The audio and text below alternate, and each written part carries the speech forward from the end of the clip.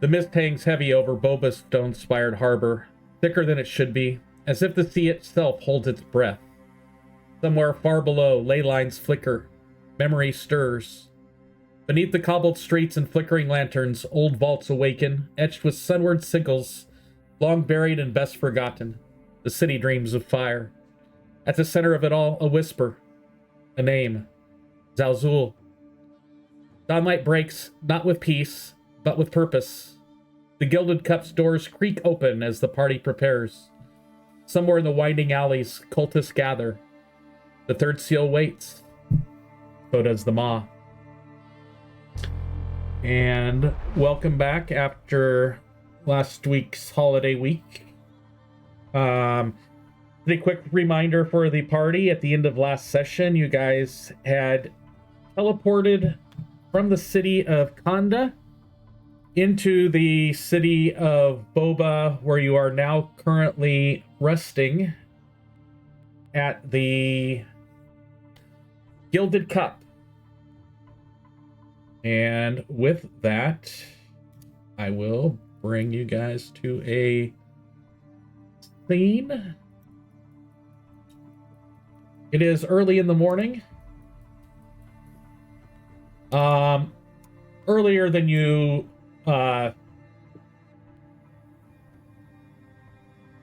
you weren't really exhausted, but your bodies seem to have finally recovered from the multiple teleportings and being out of time that you had over the last, what seemed like less than a day to you, but was probably several days in duration. As you're in your rooms, you hear loud thumping on all of your doors.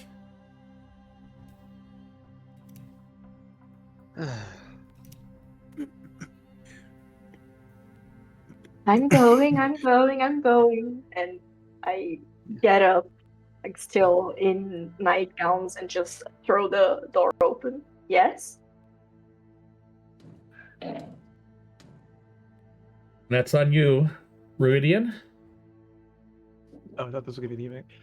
Hello, are you the party that I've heard about that recently taken up residence in here, and you've come from afar? Harris slinks over to the door, carrying a sheathed sword. That depends. Who told you about us? Well, I am here on the behest of Dorian Gray. He wishes to seek an audience with you, and I'm here to give you a formal invitation and give you directions to him at City Hall. Can I roll like a society? Oh, sorry. Can you tell us what this business is about? Like, why? That is for him to share with you. I was just instructed to find you and request that you seek him out at City Hall. Are we in trouble? Should you? I don't know. Should I? Have you done anything that is worthy to get you into trouble? I Not don't in think Boba. so. Well, then you should be fine. Okay, and I'll look over my shoulder at to see if Umbrella's in the room. Don't know if Umbrella's in the room with me, but just look over my shoulder at my things. Can we get dressed and get something to eat?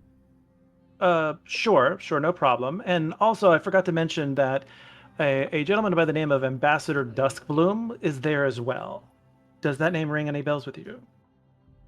Does it, Can I GM? roll to see if that... That name was the ambassador that got freaked out by you guys teleporting into the ambassador's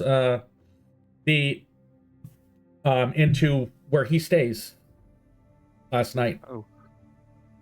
Okay. Oh, I him. don't. Can you write the name down? Because I don't think I got it. I last time. will do that. As soon as... Here we go. Come on. Can't wait to meet Dorian Gray and find his painting. Yeah. Same.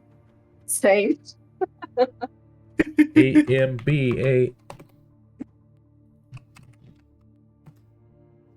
So Ambassador Kalen Duskbloom. That was that Pretty individual that you guys saw previously when you came in.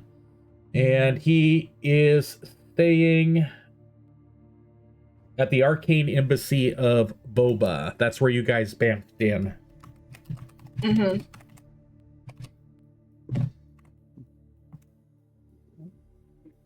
Is there like a little tavern or whatever that's in this area that they're staying?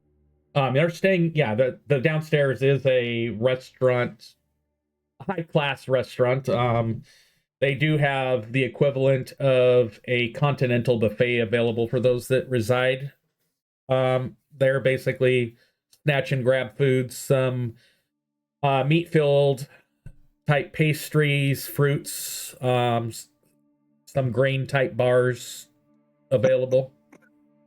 And who is the one that says, do you want to get dressed and eat? It was me, Eleanor. You see this short elf. What the hell was that noise? Yeah. Somebody click the X. Oh, is that what that does? Yep. Oh, jeez. But you Okay, see this good. short. Gonna keep my finger away from that key. You see this short elf, like in a long night shift. She has very, very long, dark hair and very bright eyes, and she is incredibly pale. But she was the one that asked about eating. Are you going to join us? I didn't catch her name. Who are you? He smiles and he says, well met, madam. My name is Ruidian, and I am here on behest of Dorian Gray. And you see an elven figure with long sandy blonde hair with it pulled back into a ponytail on the back. He's wearing leathers. You can see across his back he's got a crossbow strap there, and across his right eye there's a scar that goes just above his eyebrow, just barely missing his eye that's there. And he gives you this impression of a person that is quite confident within his demeanor, the way he's standing and so forth. And after you say that to him and he introduces you, he gives a slight bow to his head and he says, well met, and I will head down and meet you in the tavern area, and when you're ready to leave, I'll be happy to escort you to Dorian at the city hall. And he bows again and departs. Dawnmarch's just going to look over at Tyre, shut her door, and then go back to bed for 10 more minutes. Tyra's gonna spend that time putting on her armor because she doesn't know who Dorian Gray is and doesn't trust anyone as principal. Okay. And then once the 10 minutes are up, if Eleanor's not getting up, Tyra will probably try to wake her up. Easy enough. Yeah. It's like, hey, come on, we have to get going. Okay. And I'll go after Antumbra. Antumbra, I'm assuming is in the same General room vicinity. as me. Yeah. Okay. I'll get Antumbra up and running, I suppose. Yeah, Antumbra would have been awake before Eleanor would have been, but pretty much just kind of in their usual method of just kind of keeping out and keeping to a corner and just kind of watching, trying not to deal with any NPCs more than necessary. But they'll probably grab their weapon, which is a sword cane, and right now is a full in their cane thing, so it looks like they're right now just using a cane to walk and get ready to leave with everyone else. Mask on, clothes on, everything. Mm-hmm.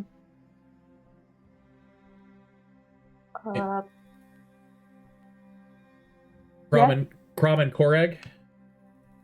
Yeah, I guess we had the same vein. Yeah, Korak can get ready pretty quickly since Yeah. for him putting on armor is just one action. I just got close. I'll probably just sleep in my armor. I mostly like out of character right now. I'm kind of like getting my bearings since I've been here out for extra long, so I'm just kind of observing for the most part. But that would be in line for Korak anyways. Actually, the main thing my Chrome would have to do in the morning is put his hand wraps on. Not much there when your armor is your body.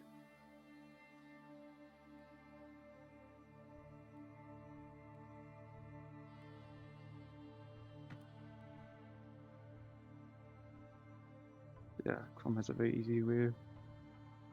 So, yeah. Okay. I am right-click this. Gear ownership. Observer. So, Ruidian, in your Boba City notes, you should now see two of them, one with the generic city, as well as now the underground city. Where are those notes again? I'm just gonna pull it out of there. Okay. Let me there will be a journal, top level journal that says Boba City. Do you see that? If not, I gotta change permissions. Yeah, I see the Boba City, and it's got the city map, and then a link to the other Okay. areas. So what I am going to do is hopefully give them the rest with the general city map and not give them the other information. Let's see if that worked. Configure ownership.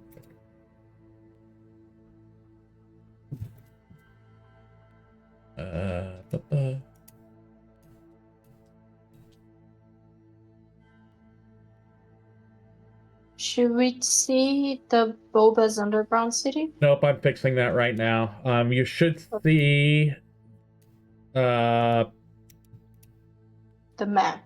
the map. Yeah. I am, and that should have fixed it for you guys, not seeing the underground city. Yes. I was tabbed out. Is there something we weren't supposed to see?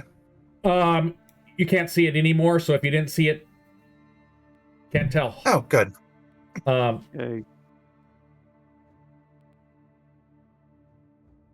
So that's part of your backstory stuff, Bruidian, that you know.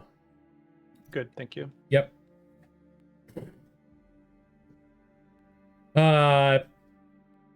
Yes, there's plenty of food available. Ruidian knows it's not a rush, but it is a priority that Dorian does want to see you. You spent the entire day outside, puppy. You do not have to sit in my lap. I forgot you had a dog for a minute. I was like, okay. Yeah. I'd be concerned if my GM was calling me puppy. Yeah. Eleanor is just going to go down and look for Ruidian, and she'll sit at the table that he's sitting at, I'm assuming. Okay. As soon as she sits down, she gives you like this very affable smile and just goes, "So, how did you come to being the employee of, I'm assuming, Dorian Gray, you said? How did you come up to stumble upon all this?" I've worked with him on various different things. We find mutual interest in each other's connections, I would say, and we tend to work with each other in certain kinds of cases and so forth. I found it to be mutually beneficial. Cases such as? Various different investigations of things going on in Boba, research, and trying to uncover certain kinds of mysteries. You seem like a very interesting person. And I'll look around trying to look for the rest of my party. Crom will probably, Tyra's just kind of Um, looming nearby. yeah, Crom's got some food and they're sitting at the table. Tyra will also be eating, but also looming.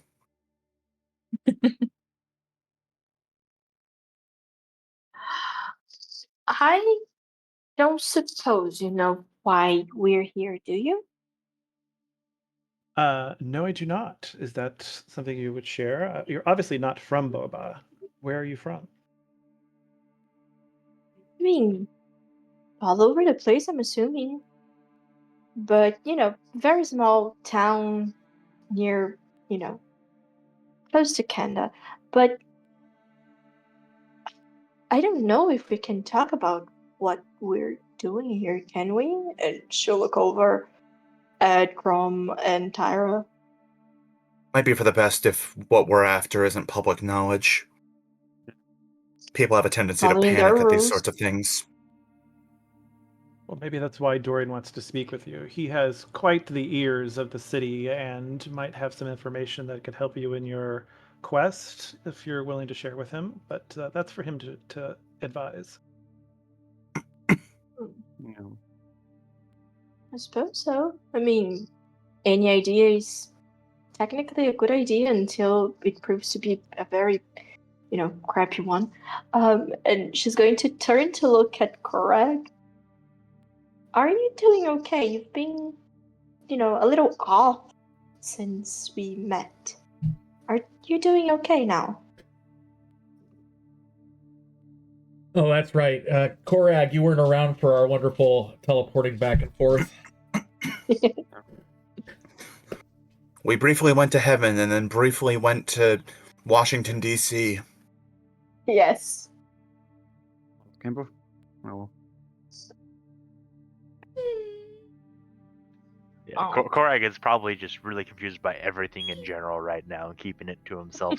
Partially because he also has, actually, he hasn't said it, but amnesia.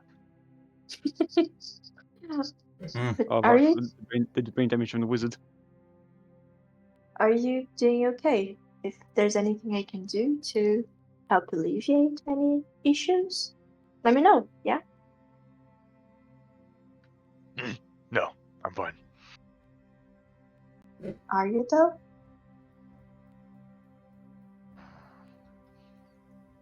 As fine as you can be with our circumstances. Okay.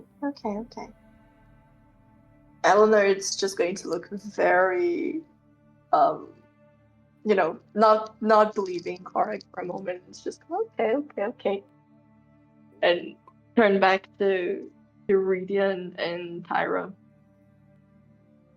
So we have to meet with Aurion and speak with the ambassador Duskbloom, and then we're off to do whatever, I suppose. Two people, or I guess that depends on what information you share and you gain from him. That probably will maybe set your course of your next action. Most likely. hmm, Where are we right Me- now? Also, I just wanted to double check. You guys are at the Gilded Cup, which is in the Gilded Strand district of the city of Boba.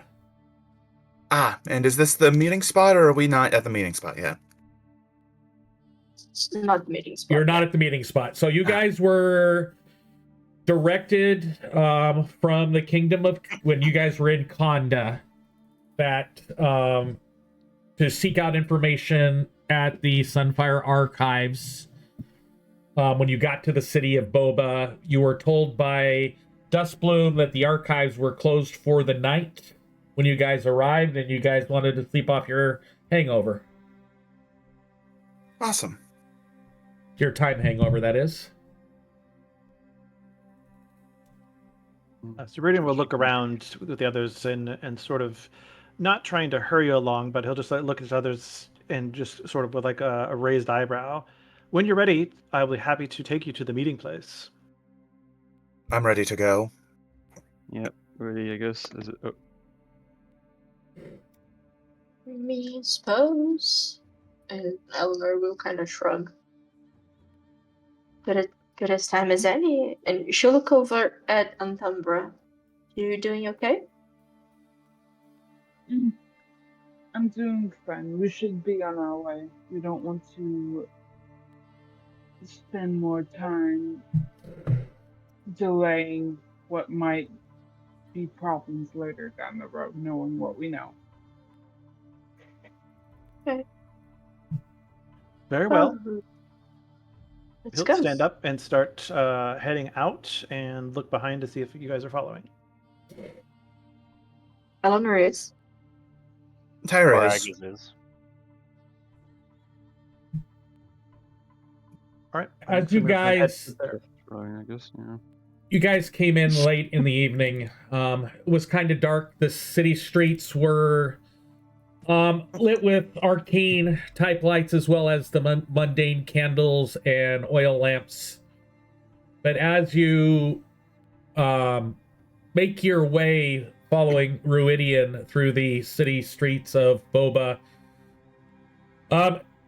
you realize that almost everything looks new compared to the city of Kanda, where there was definite age to a lot of the buildings and stuff like that. Many of them repaired from when the rising occurred. Boba City itself appears to be almost all built within the last 200 or so years. It seems new. For those that have any knowledge, background in history, you do know that Boba was pretty much leveled during the Rising. And instead of rebuilding the buildings, they basically just leveled off the city and built above the ruins. Ruidian takes you guys to the actual city hall, where inside the room that the doors are open, you see 4 different individuals. You see I would say late 20s, early 30s gentleman. You see a lady in her early 50s, a human.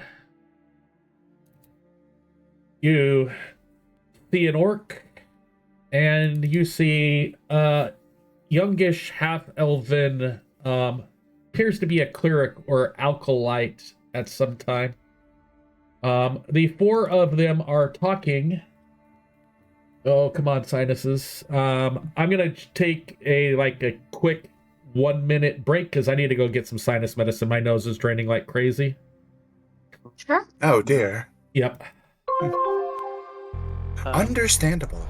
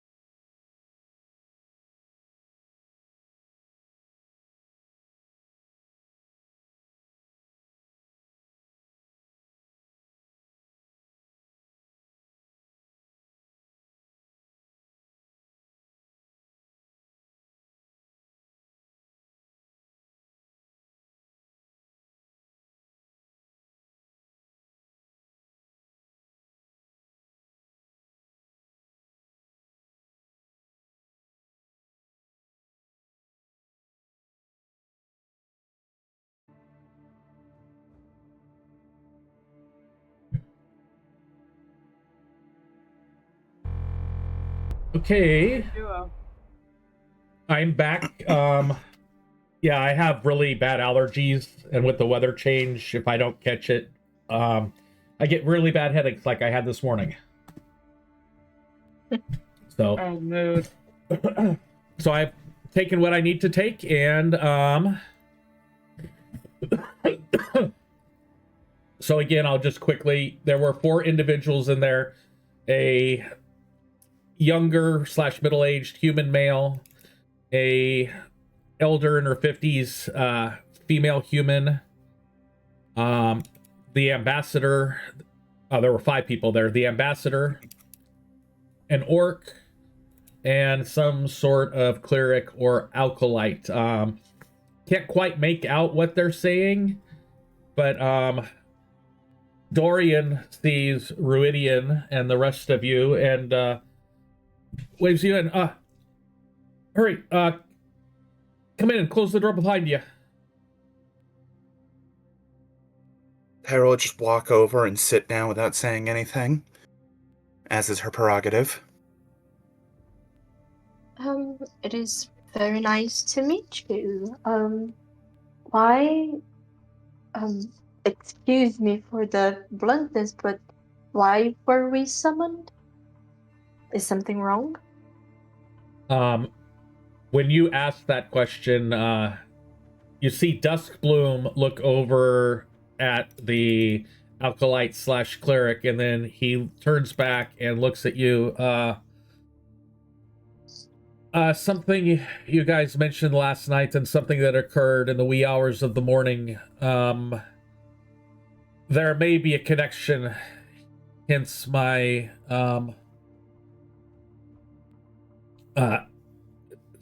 having Ruthian find you and bring you guys here. He points to the acolyte and goes, young Viral here was attacked by a group of 3 early this morning, making a delivery. One was injured, one got away scot-free, and one was deceased. It seems that these people that attacked him, when we were interviewing Esten here, that the phrase third verse was mentioned by these attackers, and you had mentioned the same thing last night. And with your urgency that you came into the city, I thought you'd want to know about it as soon as possible. Yeah, you're right about that. And the lady goes, yes, speaking of this city, the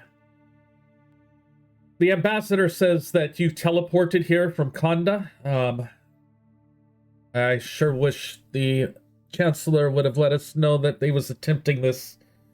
My name is All the Alara. circumstances were urgent. My name is Alara. I am the governor here in Boba. From what I understand, you're here on writ of the Chancellor. Is that correct? More or less. Yes, it is. I think Crom has the. I think we all have one, The- don't we? You all have badges. Oh yeah, Yeah. we all have badges. That's right. That's right.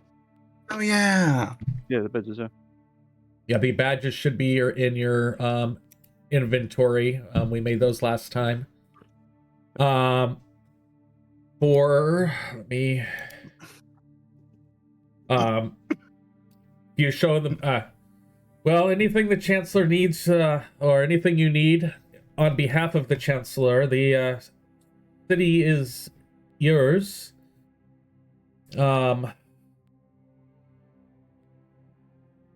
Again, we're not used to having disturbances in the streets, but we thought this information should be brought to you, seeing you're coming from the Chancellor. Both her and the orc kind of stand up. I'll leave you to Dorian and the ambassador. If there's anything else you need, they can reach me with any requests. And she gets up and leaves, and you see the orc basically escorting her out at the same time.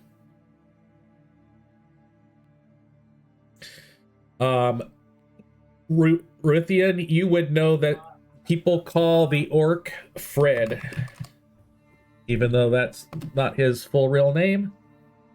But people call him Fred. And he is the second in command of the City Watch.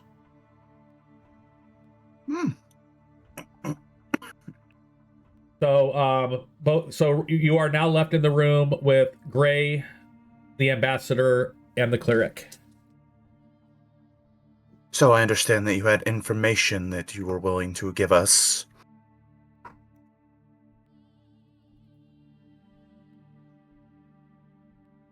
Well, the information is here. I'll just let him explain it himself. Well, masters and mistresses, I'm stationed at the Radiant Temple here, and I was delivering a packet this morning, but was ambushed in the temple quarters. 3 cloaked people came out of one of the sewer grates. They were wearing some robes, and they attacked me. The one of them stole the packet. I used one of my spells. It burnt one of them. I know they're injured, but they were able to get away with a second one. But something, it's like when I cast the spell, it started bouncing back and forth and killed one of them. Does it not? Go ahead, go ahead. Sorry. One of them that got away was speaking in Abyssal, which is one of the languages that they were teaching me at the temple, and they said something about the third verse must speak, or the third verse must be spoken. Pepper holds up a hand. Okay. He stops. You said they escaped. You said they escaped. Did they go back down into the sewers? I think so. I was a little flustered when my holy spell kind of went boom, and I didn't quite see where they went to, but they could have, or they could have just ran through the streets. I don't mean show- to. I'm sorry, Tyra, but I don't mean to be rude or anything. But do you know what was inside the package you were carrying? No, I'm just a messenger. I do know that normally we deliver records, copied inscriptions, sometimes minor relics or relic pieces. I don't know. The people at the temple would know for sure. They just give me the package, and I'm just a runner. Can you escort us to the temple? I think we could benefit from meeting with your higher-ups. They might know what was in the package. The ambassador goes, well, the city's open to you. Yes, Beryl, escort them to the temple, see they get whatever they need. And then Dorian goes, and as the ranking member of the Oh. Let me get back to Dorian. I haven't played in this city for a while. As the ranking member of the Sunfired Heralds and the Arcane Wardens here in Boba, if there's anything you need in those regards, consider them. I will consider them being expedited. The Sunfire Tower is open at your convenience day or night. The ambassador should have gotten a hold of me last night and I would have given you direct access, but, well, we've passed over that bridge already. But again, if you need anything, come to me. Oh. This one here, Meridian. He knows how to get in touch with me day or night. I'm going to send him along to help you in your investigations throughout the city. He'll provide further guidance of the city or help you find locations since it appears you're new to the area.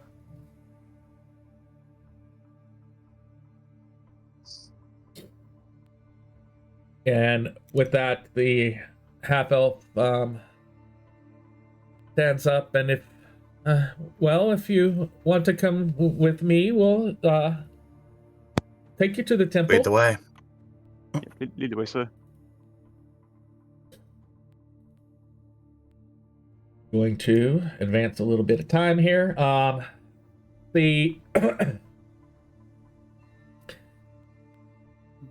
the streets in town start to fill up with people as the sun goes past the dawn time period into the early morning. You see ships entering the harbor and leaving the harbor. Besides the city looking new, it also smells new, almost fresh. You see children starting to play in the streets as the market areas start to fill up with people selling their wares. There's some open air markets as well as standard buildings. When you he escorts you northeast into town, where you see a very large temple in the center of town. That is the one to Aurion. Just in front of it, my ping is not working. The one that's just to the southwest of it is the Radiant Temple where he is taking you. Sorry about my nose. It's all good. Happens. Yeah. As you get into the temple, it is very large. On the inside, it's rectangular walls on the outside, but the center of the temple is shaped like a circle. The floors are almost crystalline. They are reflective. They're not quite marble. They're more of a crystal. The dome above the center seems to refract the sunlight straight down into that center pedestal area. And as you look, it looks like almost like there's a mirror inside there that seems to be rotating very, very slowly, that wherever the sun is, it's designed to illuminate that center area through the day. Well, here we are. Let me go get my the priestess, and he goes off into one of the doored areas to go search for her. While we are waiting, for her to come back. I'll give you guys some time to do any talking you need to do amongst each other.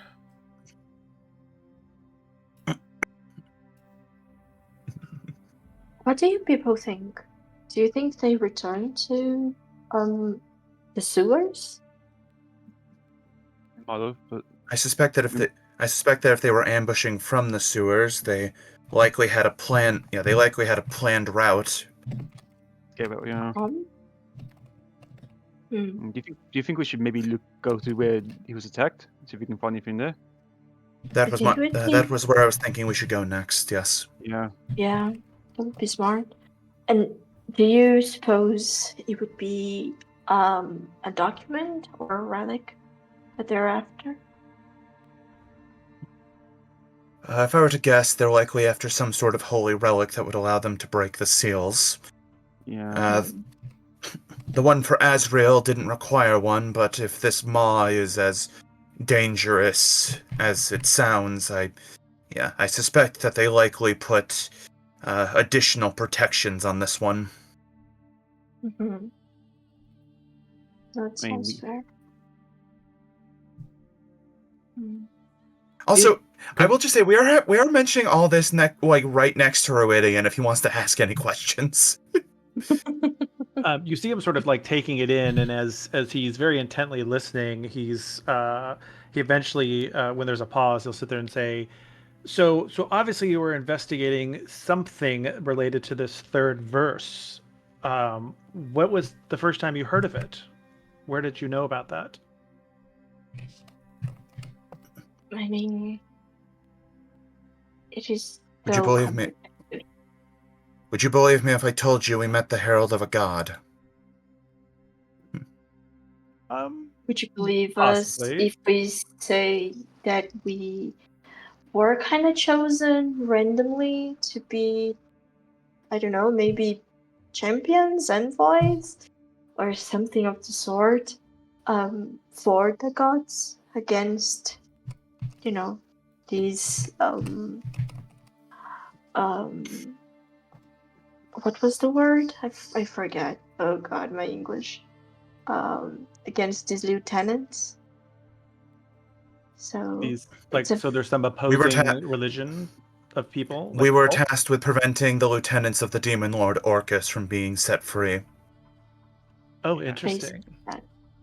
basically Kind of. that. Yeah. Well.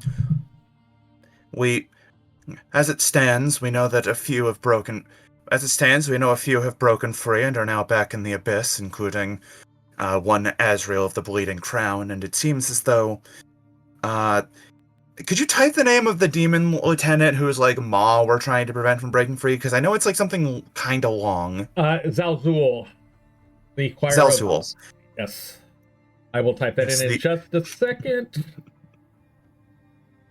The one we're trying to prevent from being set free now is one of several shards of a being known as Xal'Zul. I misspelled it. 7 shots, I think, right? There are seven Seven. voices, and you do know some have already been Yeah. released. Yeah. Some are already free. There's 7 Yeah. voices. Some have been released, and you're trying to prevent the other ones from being released. Yes. Well, yeah. Yes. Or at least, well, some of them, other people might be trying to stop. Okay, was and maybe for more- let me go back up and look at the party for Korag. That Xal'Zul was fractured. You were told that Xal'Zul psyche was fractured because it was so powerful they weren't able to bind it originally, so they were able to fracture its psyche and then put 7 bindings on it. And they do know some of the bindings have been weakened. That's what you guys got at the Herald previous session. And the assumption is once all 7 are freed, that frees him. Yes, and That the impression that you got is that as some of the bindings are weakened, it makes it easier for the other bindings to weaken, and there may be a critical point prior to all 7 bindings that may cause the release. In a word, to put it simply, it's to be avoided. Yeah. I swear I just made... There he is. You see the Alkalites come out with a elder human, shaved head, look of concern on his face, as he has his hand over Vadrin's, that's his name. He has his hand over the Alkalite's shoulder.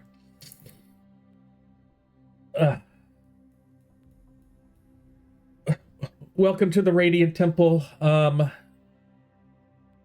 How may I assist you? I hear you're here on orders of Aurion. Yes, we're under. Yeah, we understand that your acolyte here was ambushed by robed figures and a package was stolen. It is vital that we know what was in that package. Come with me, please. And he turns and talks to the Alkalite. Go rest. I'll talk to you when I'm done with this group. And he sends the Alkalite away, and he takes you back into a... That's the wrong one. A well-lit room that appears to be... it's set up almost like for a court or a tribunal of some sort, but there's nobody else in here. He motions for all of you to be seated.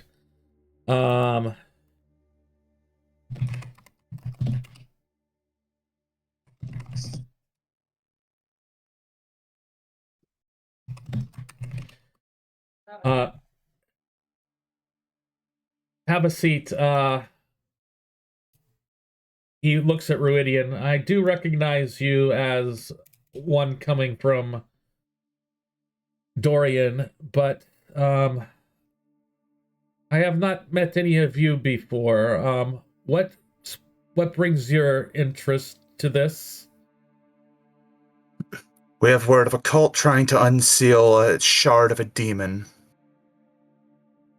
We believe it to be connected to the men who attacked your acolyte.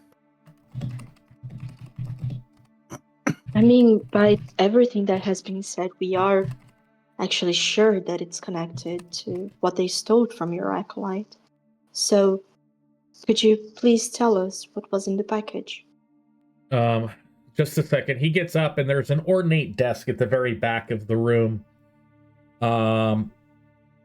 And he goes and grabs a ledger out of the desk and brings it back to the central table where you guys are all kind of gathered around. Here we go. Here's the notes. The Sunbound Fragment, Nimber Band, Scroll, the tablet, file, and the token. I'm gonna put that in there. He reads, you can see him reading through the descriptions. Oh, I definitely know what they wanted. They wanted the Canticle of Descent. What does it do?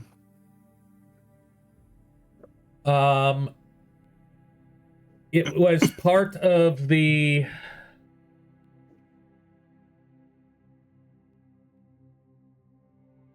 I'm just going to copy and paste from my notes. It's a partial transcription of the chants that were used as part of the third binding of one of Orcus's lieutenants. Hmm. It's just as we thought then. Yeah.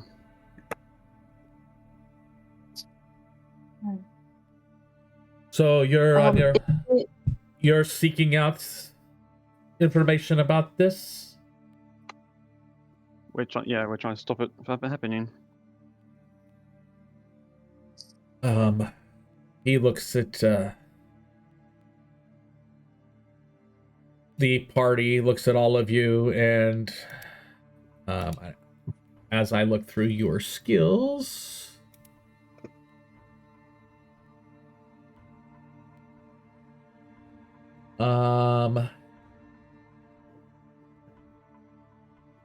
interesting.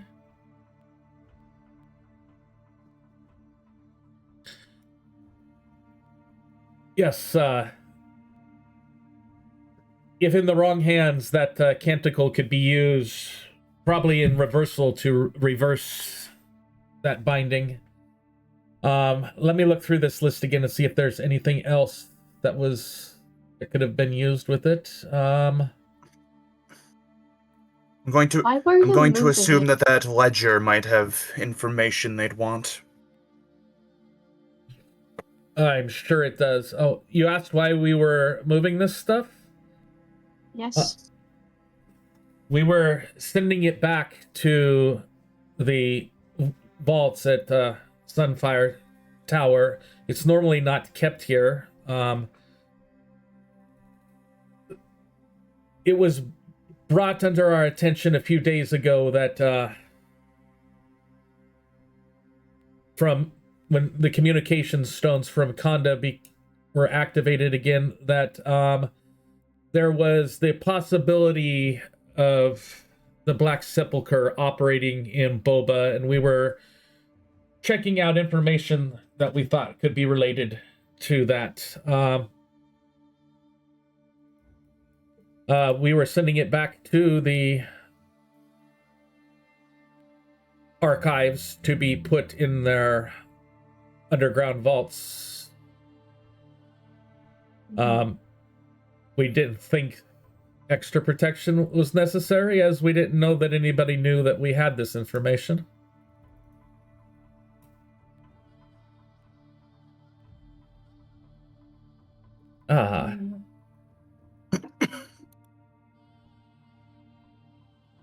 The last item on the list, it can be used as almost like a beacon or direction signal. It's a locket. That may be what they are after if they did not know about the other thing. It vibrates anytime it gets near binding anything that's been used as a binding ritual for anything that's not from this plane.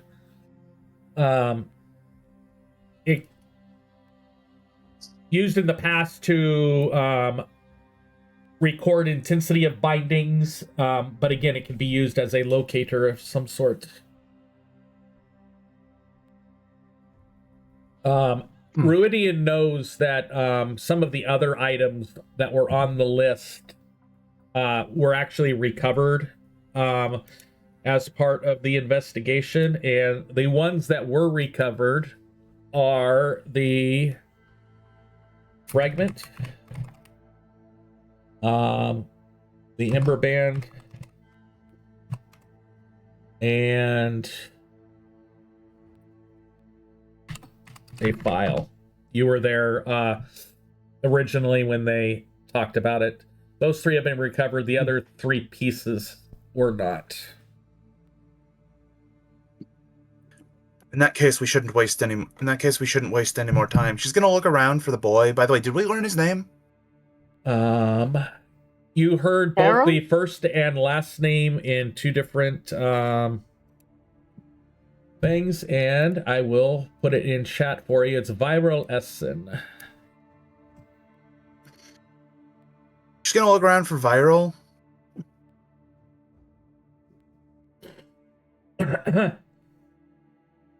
As you guys get up to leave, you are able to find him. Make this guy invisible. Kind of sitting off to the side, one set of the benches, kind of near where you guys went into that private room. He sees you approach him, and he looks up a little bit. Yes, Masters. Can you take us to where you were ambushed? Oh yeah. Well, most certainly. If it's too traumatic and there's someone else who can lead us there, then that will also be fine. Oh no. Anything for you. Seeing how the governor respects you and the Oracle. He gets up, not as shaky as he was when you first saw him at the city hall, but he does get up and, well, come with me, I'll show you. Lead the way.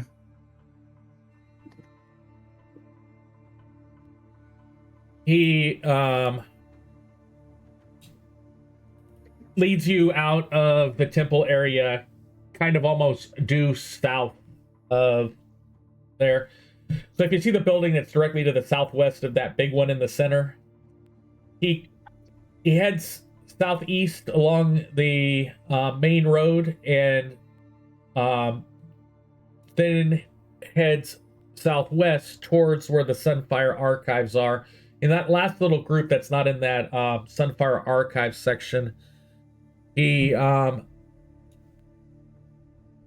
shows you, he basically, to make a straight line to get to that district, he shows you the beeline that he made through one of the alleyways.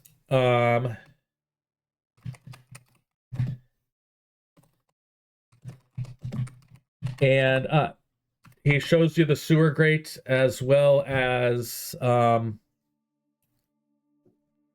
this is where it happened. You can see the scuff marks in the dirt, and you see what appears to be almost looks like soot on one of the walls near where that sewer grate is, that has a clean outline of some sort of humanoid or person that's clean.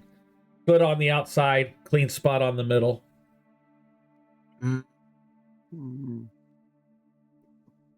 Correct points to the point. Was this the remains of the person you killed? It's the... No, I think they're back at the City Watch headquarters. They were mostly intact. This is just the shadow of the light burst that happened. When we travel, we're given wards, and I triggered the crescent-bound ward, and that caused the light to burst outward, but something caused it to echo. Normally, when we're in our training, those wards just knock people back so that we can run and escape. I triggered the ward, caught that closest one in the face. His screams just echoed, and then I ran. I heard some footsteps behind me, and then they stopped.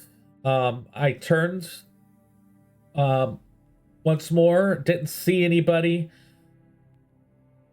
and then I went to the City Watch, where they brought me to the City Hall.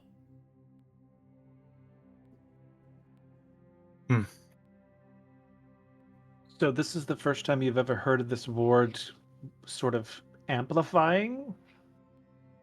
Yeah, it's like I said, normally it's enough to push people 10 to 15 feet back, but nothing to cause flame like damage. It's normally just a force push. How do you activate it? We just press the button and we say the activation word. And did you make your own ward, or was it given to you? Oh, they're given to given to us when we're couriers as a means of protection. I don't make it. Who gave yours to you? That's the church makes them. No, but who was the person that gave it to you? The rector, the one in charge of setting up the deliveries. I'm going to.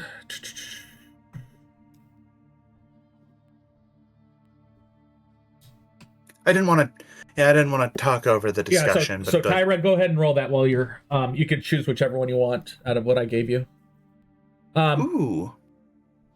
They're yeah, the rector. I mean, there's a box of them sitting on the desk. He hands them out to every courier that goes out. It's just part of our regular devices.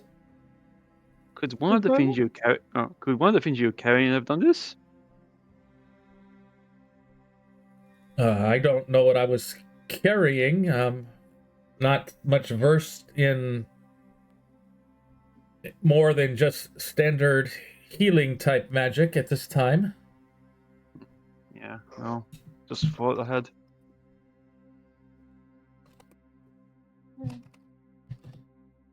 You find anything, Tyra? You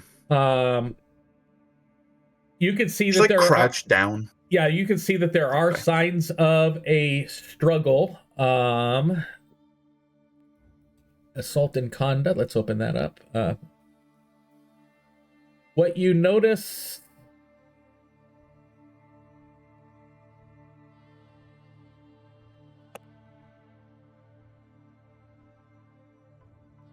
You do not find any necessary tracks. You can definitely tell where the grate was pushed out. All sorts of scuff marks around the general area. You could see where it appears, you're looking down at the Alkalite's feet, where he left. But after about 5 feet, no tracks whatsoever. I would like you to roll a 1d2, please. Ooh.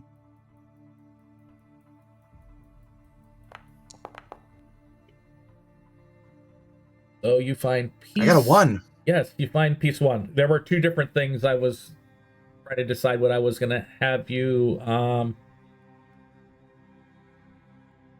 Discover? Discover. Yes, you find a piece of a robe. It's violet on the outside and very dark velvet on the inside. It's just like a corner of it got ripped off. It does have some of the soot type stuff that was on the wall associated with it, but it appears that whoever was chasing him or one of the other individuals tore part of their robe. What was the inside of the robe? Black velvet. So it was violet on the outside and black velvet on the inside. Some sort of check to see if it reminds to see if it reminds me of the robes of any churches in particular, like associated with any churches for other gods. What I would like you to do is make sure you don't have anything selected and click the basic action macro recall knowledge. Yes. Where is it? Yes.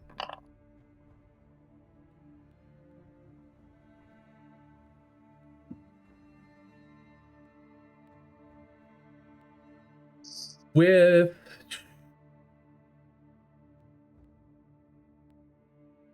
you know of no actual actually let me click on my religions button.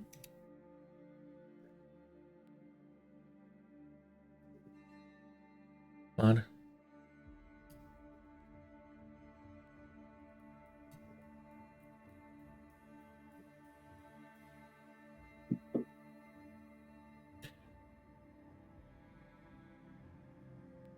You don't know for sure, but you have heard rumors of 3 different organizations that have the black in their ritual type garments. The first one is named the Throneless Wake, and that is actually a church devoted to Orcus. The second one is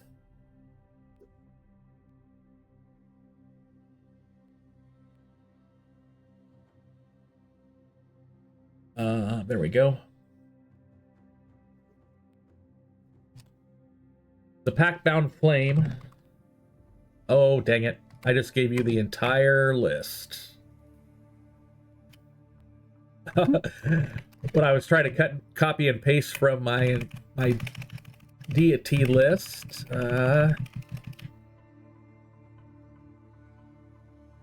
which is a church dedicated to Asmodeus and Averis. Those are the only 2 that you know that have black of that type of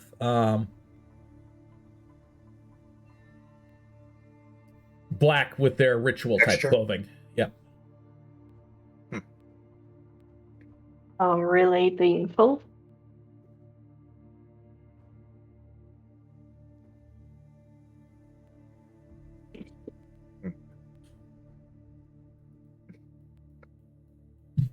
And since you haven't been around, I'm going to see if I can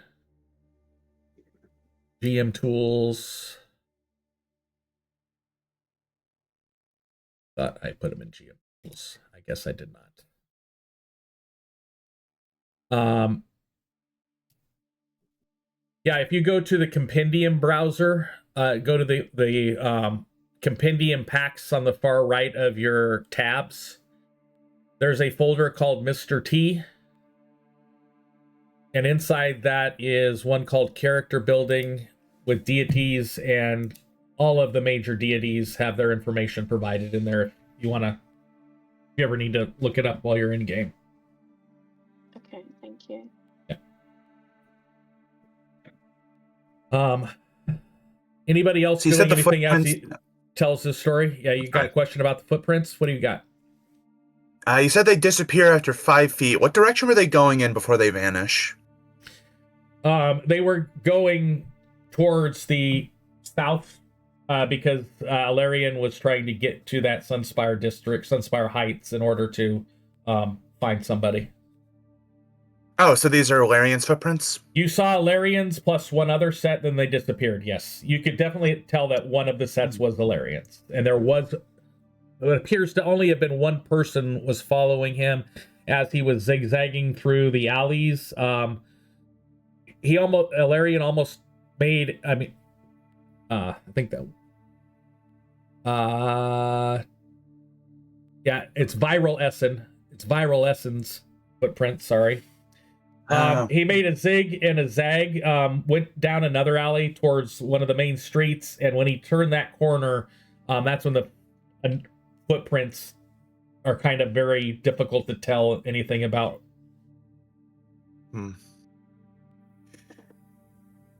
Rudian's going to take a look over at the sewer, and is it like locked, or can it be opened, the grate? The grate looks like it can and has been multiple times lifted out and put back into place. It looks like instead of having crud along the edges where the grate sits into the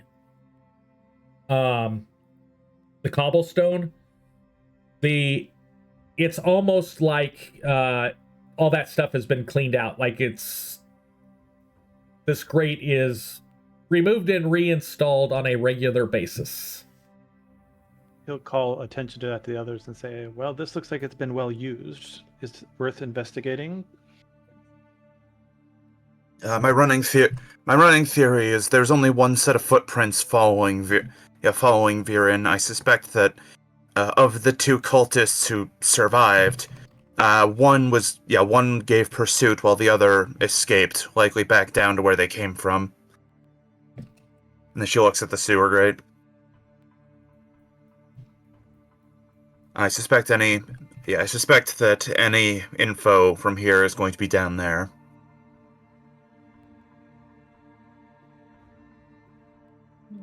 Shall we? And he'll take the grate off and look for others before he starts heading down. Tyra's just gonna peer down into the hole just to see how deep it goes. You can see the sunlight does partially go down. There's a ladder that's there that goes down about 10 feet. And it appears to immediately there's some not really running water, but not really stagnant water at the bottom of the 10-foot thing. And you're in about a 10 to 15 foot wide tunnel underneath there. The ladder going down is only like 3 to 4 feet wide, but you can tell it definitely opens up after about 5 feet of the ladder, and the ladder looks like it goes down another 5 feet.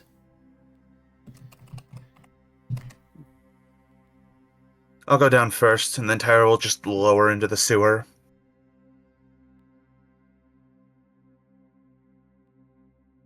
I'll follow. Are you doing?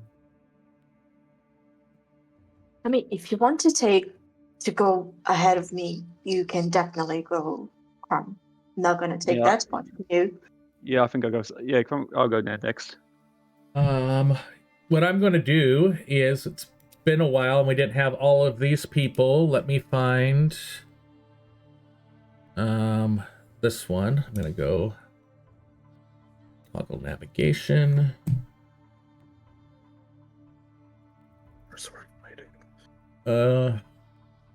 Not necessarily sword fighting, but I do need I'm going to drop your tokens out here. I do need a kind of a marching order. So I'm going to drag your guys' tokens out to a blank map, and I'm going to bring you on to this blank map.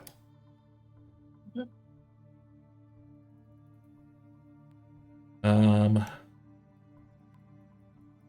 am I missing? 1, 2, 3, 4, 5. Eleanor. And I'm going to draw an arrow. If I actually say draw it, there we go. And also, if this kid tries to follow us down, Tyra's going to stop him and tell him to go back to the temple. So there's the general thing. I would like you guys to place your tokens in that green rectangle with the arrow pointing towards the front of your group. Do you guys want me to scout ahead as we are adventuring? I can go with you if you want. And Tumbra finally speaks. Just quiet. I'm also quiet.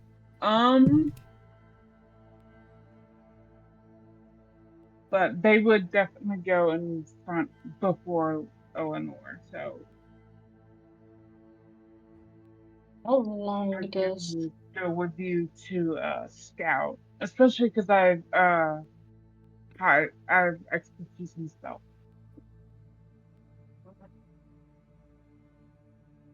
Okay. I mean, out of If character, you believe you can do so quietly, then sure. Out of character, my character will be specializing in class feats that help when he scouts to give you guys a higher initiative roll. Oh, thank you. I'm into it. Yes. Okay. So I have a nice, wonderful, generic marching order for you guys there. I've got to look at your party sheet. Korag, as you come down the ladder, you basically all you can see is where the sunlight kind of reflects into through the tunnel hatch. Once you get beyond a couple feet away from where the ladder is, it's like pitch black to you. Yeah, I would immediately cast light on my like holy pendant. Okay. Oh yeah, I was gonna activate the light on my sword. Okay. You do notice that when you first come down, the tunnel goes in two directions. One towards the east, towards the ocean. The other one towards the west, towards the inner city. The water is flowing towards the ocean, towards the east in this tunnel that you are currently in. It's about, like I said, it changes between 10 and 15 feet in various places. On the 3 feet on each side of the tunnel is kind of raised a little bit with the water running in the middle 4 to 9 feet section. So you could actually walk pretty much without getting your feet wet if you walk on the sides of the tunnel, or you can traipse your way through the water. For the two that are scouting, are you going to be scouting through the water or on the sides? How about we each take a side?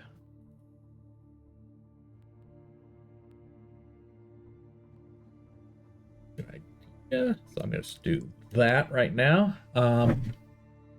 Which direction are you guys going to go scouting? Did you mean to go scout one person each direction or what? I don't think we want to go in different directions. I guess my first question before we decide which direction to go, can we examine the area that's not the running water, so where we're stepping and the walls, to see if there's any kind of like common tread tracks or anything like they go in a certain direction? On the western side, the side that heads towards town, there is a lot more disturbance of what you would consider the general dust and dirt layout that is in the rest of the tunnel.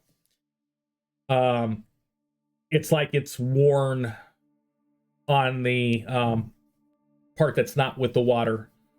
So it looks like people have been going to the west and coming from the west more often than from the east. And I guess I would look to a Tumber and I go, that seems to be the direction we should be looking, shall we? Yeah. Do you want to go ahead or should I? I guess out of character from a exploration activity, it doesn't make sense for two of us to do quote scouting. We only need one person to scout. Yep. So I think between the two of us, we decide who's going to do that, and then maybe the other person's just doing like searching and so forth as the sort of backup. Does that sound fair? Sounds good to me. Yeah. So if everybody would open up their either their character sheet or the party sheet and go to the explorations tab and set your exploration activities. Mine's generally search because there's not really any others that really fit right now because I don't think we have anything to track. Yeah, I think I'll set myself to search and help Tyra however I can, I'm assuming. I think you have a higher perception than I do, Ruidian. But I think hold on, I'm trying to see where I have a higher stealth, but you have a higher perception. Which do you think would make a better scout? And then the other one can be together. I think for now, it's not going to make too much of a difference with my current skills. At higher levels, I will be picking up like Scout's Warning. Then it may be better for me to scout. So how about you scout and I search? All right. Come on.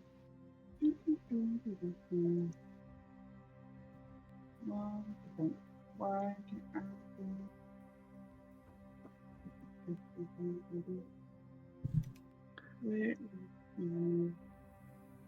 okay. Give me a second because I need to find the actual scout option. It's not, or a scout option because it's so much. If you're on your character sheet, and then click the magnifying glass, you can just type the word scout and it will appear that you could drag onto your character sheet. Yeah, I found it. There we go. Yeah. There we go. Okay. I have the Got that, so we know what's happening. And then Tyra, Does that give everybody the scout benefit for that? it will give them the benefit on the initiative roll. If we get that far, yes. mine was going to be search, just to keep an eye out for danger. Okay. I'll be searching for any markings on the wall that could possibly help us get a direction.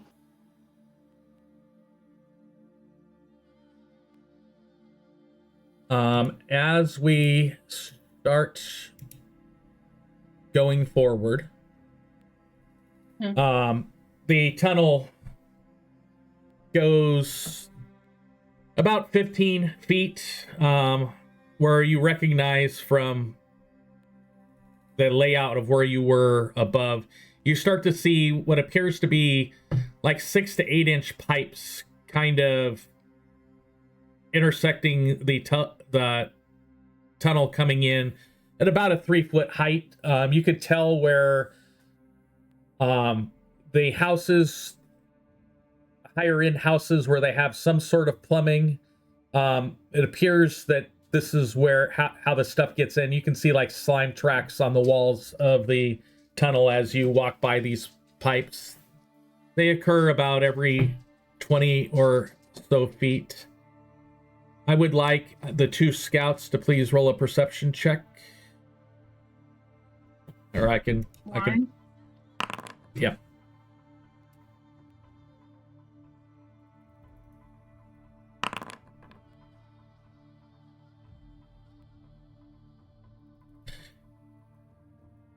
So, Ant, as you make it about 40 feet from where you guys initially came in, you see where the larger tunnel that you're in currently is splitting into a triple arcs junction. You see, kind of draw just a little general line drawing of it. You guys are heading north right here. As you get close to that junction, as you're taking your step, sliding your feet very carefully, you do notice that the very soft footsteps that you're making, they kind of echo a little bit as you're making your way forward. It's like this region is magnifying any sounds whatsoever.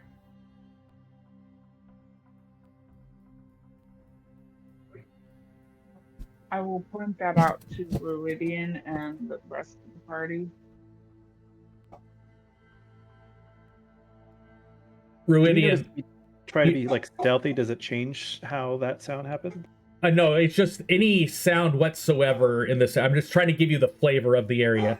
Hey, this section would magnify sound, is what I'm trying to tell you. Gotcha. Okay.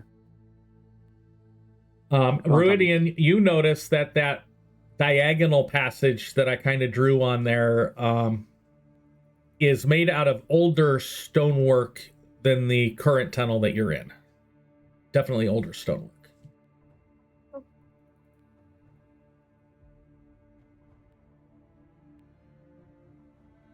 I guess we'll just wait to get a little bit closer to see if there's anything that would lead us to choose a different path. So I am going to actually let me find my macro, a generic macro I can put up here.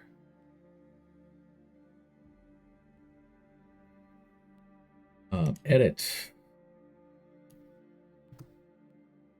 I'm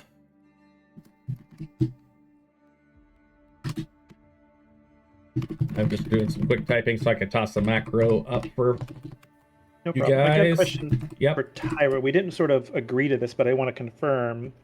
As Rudian explained that he does the sniping too, did you want to be sort of the spotter for him so that we can try this out and see how this works? I mean, I'm down to be. I mean, I'm down to be the spy. Down to be the spotter as like a sort of a test run if you want. Okay. Yeah, I will say when you met Tyra, she's like a 6.5 foot tall woman carrying a sword that's almost as tall as she is. You can tell that's a frontline combatant. Yeah, I think that's why he sort of like gravitated to you. It's like, okay, maybe with you being up front, you're going to help me easily focus on a target, and we could see if we can bring our powers together. So I'd like the two Yeah, that are. Go ahead. I was gonna say, yeah, she can recognize a fellow hunter when she meets one. So I like Ant, That was all. Eleanor, Ridian, and Tyra to choose one out of those three. You guys can do duplicates. Just each of you choose one of those 3 checks. I think What's really funny is that the perception and survival would be the same for me. I want to make sure that I pick a I thought I had that same. Guess not. I'm gonna do survival. Blind or open, by the way. You can do open on that perception. Like, are we supposed to see Awesome. these DCs? Yes, you are supposed to see those DCs. Okay, can I hero point mine? Yes, you may.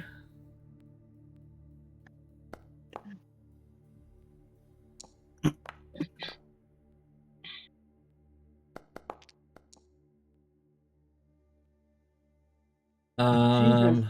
I'm not perceiving anything, I guess. You choose not to see it.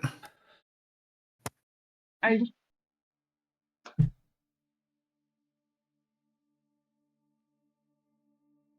saw it a little bit better, but not enough. Yeah. To,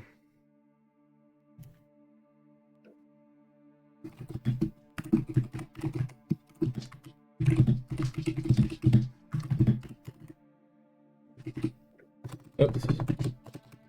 I'm whispering those that found something here.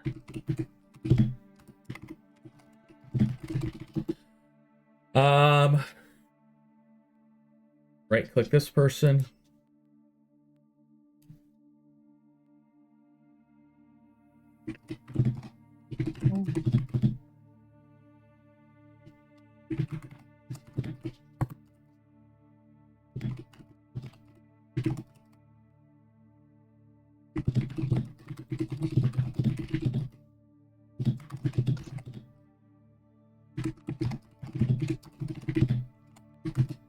And I whisper that person.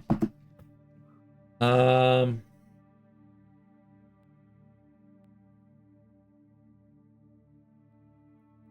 then the go ahead.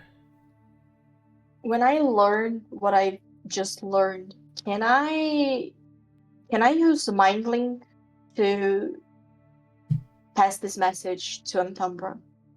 Yes, you can. Okay, I'll message them. And Meridian, I'm sorry about my spelling. I fat finger a lot when I try to type fast. Okay, I think I can translate. Yeah, I'm hoping you can.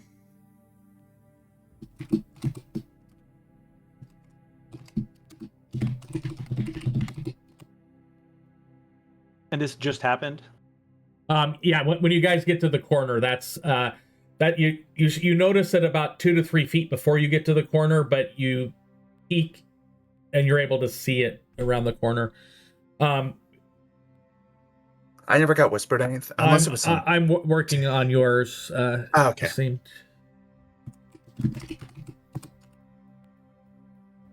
While you're typing that for Tyra, when I see that happen, I'll sort of like stop. I put my hand up, and then I'll point in the direction of what I saw.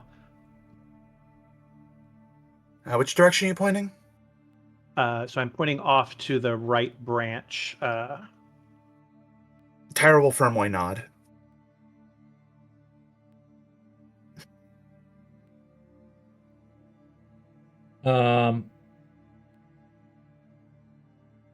This is definitely older. If you look to the right there, Ruidian, it looks like it goes about 15 feet and makes like a 90-degree angle back to its left that you cannot see behind. The tunnel where it's crossing here is only 10 feet wide, but it does appear that it maintains that 10-foot width as it kind of makes a bend that you can't tell beyond where you're sitting right now.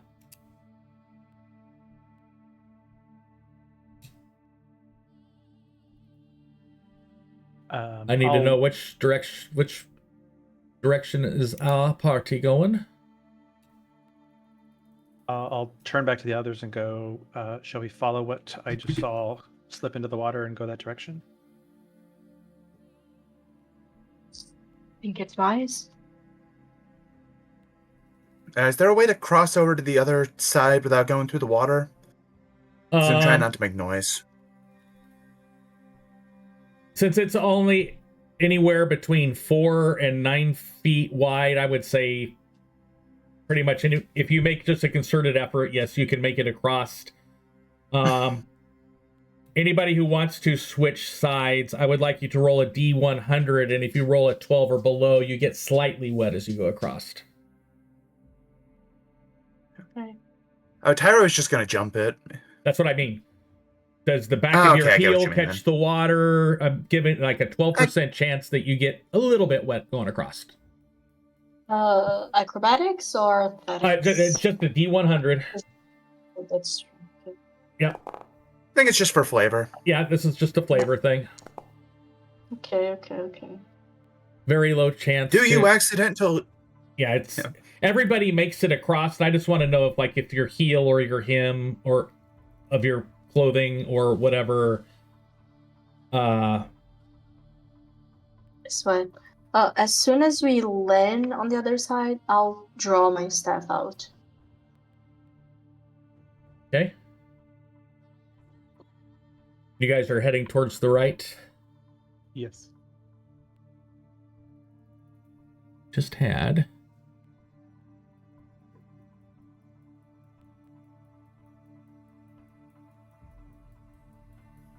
it.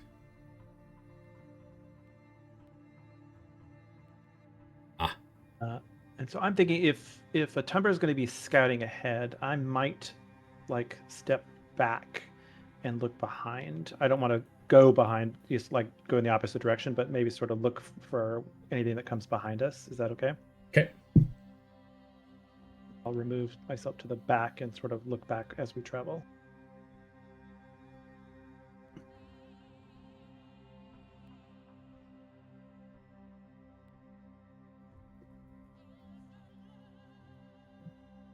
I am trying to find.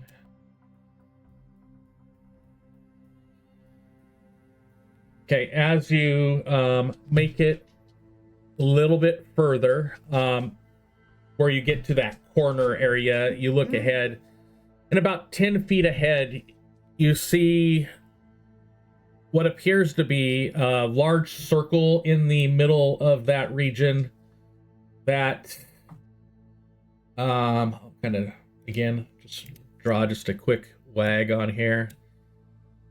It continues. It looks like the path actually continues. Control Z. Towards the right. That circle area has at least 3 maybe 4 ladders that appear to be going down deeper into the tunnel structure.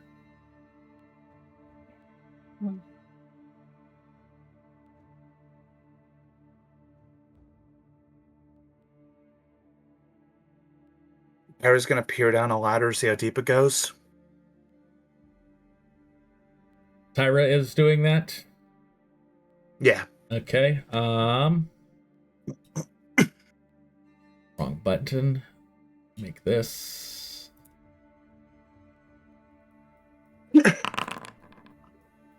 Ooh.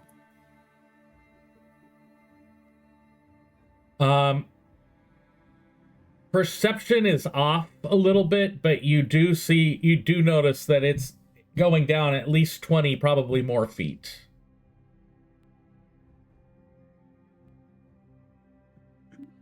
Seems to be about 20 foot.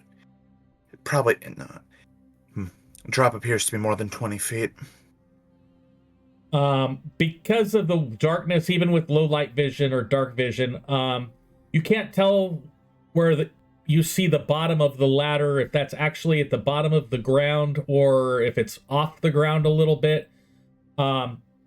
She'll hover the blade of her sword over the opening to get a bit more light. It looks like these ladders stop about 8 to 10 feet above the ground. With the light poking down there, you know that the ladder goes at least 30 feet, probably 30 to 35 feet down, with that landing another 5 to 10 feet below you.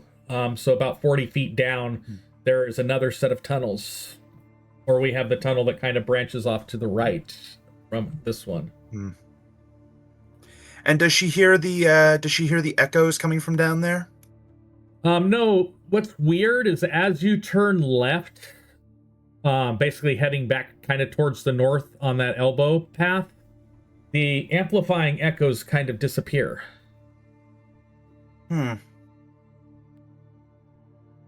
Interesting. Tara will turn to the group and say, "It appears to be about a 40-foot. Yeah, it appears to be about a 40-foot drop. Ladder cuts off the last 5 to 10 feet. If we're going that way, I can go down first and tie a rope." Okay. I am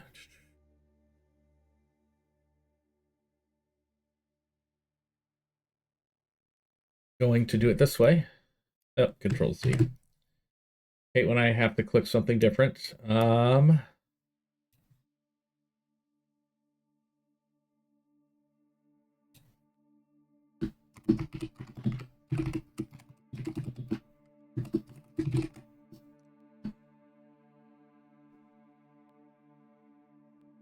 Those that are doing the don't roll it yet. Those that are doing the search or scout action, I would like you to add a +1 circumstance bonus to that roll I put in chat. Excellent. +1 circumstance. Pretty good. Did you not want us to roll it yet? Oh, you can roll it now. I just wanted to make sure everybody they got the word about the +1 circumstance bonus.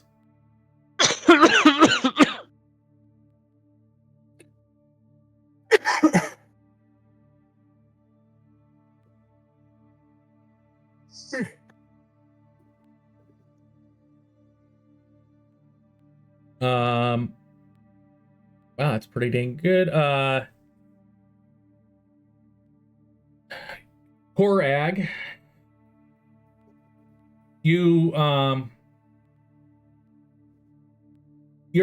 as you look at the cistern, you realize that it definitely looks like a more well-traveled path to the right.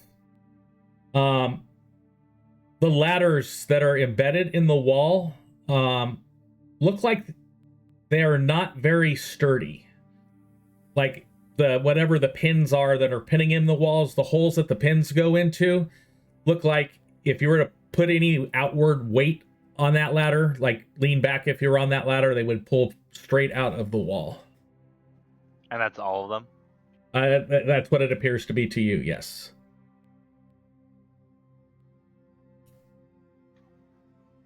The ladders are not stable. If you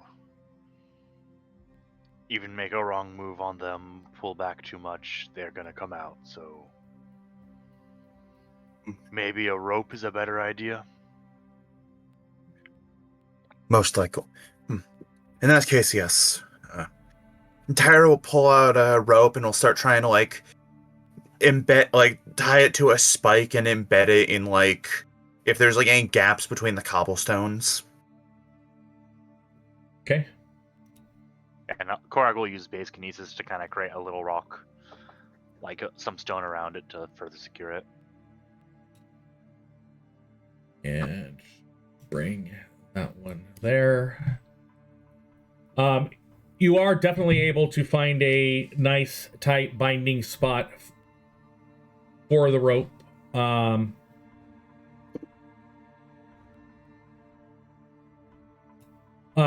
Who's going down? Are you guys going to go down? And I want to know who's going down first. This seems like I'm sorry. I was gonna say I might pop down first, but I want to hear what you were gonna say before. I was gonna say if no one else wanted to, Tyra could go down first, because if there is a danger down there, I can tank. But then again, you are also really stealthy, so you might be able to slip down there and just immediately slip into the shadows. Mm-hmm. I might do that. Okay. I am going to do one more thing then. I would like, as we go down, I am going to want... we will click.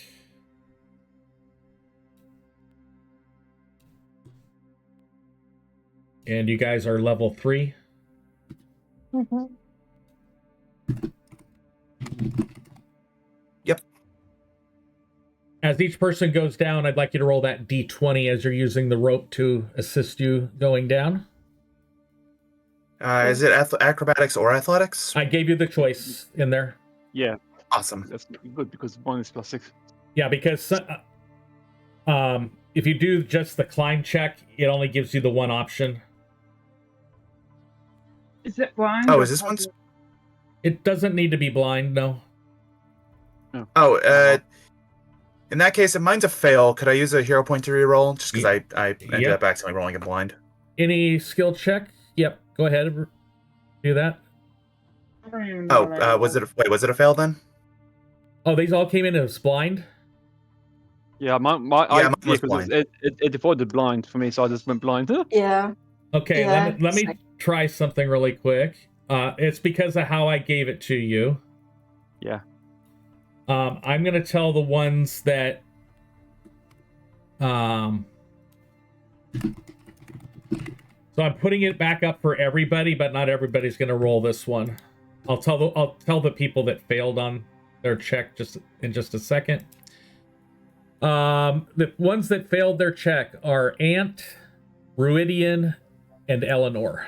So if you want to use a hero point, go ahead and just left click on your hero point to lower it 1 and roll the new d20. I'll eat it. Since I succeeded, I will calm down. I'll eat the drop. Okay. I imagine Tyra went down before Eleanor. She'll try to catch Eleanor if she's just falling. Eleanor will squeak as she falls. Full on squeak. Did my thing go there? It does not. Yes, it did go through. Tyra, as you're coming down, as Eleanor comes down and you try to get underneath her, you take 2 points of damage. And I'm going to go to... Oh, that's why. And for Eleanor, who is falling on top of him,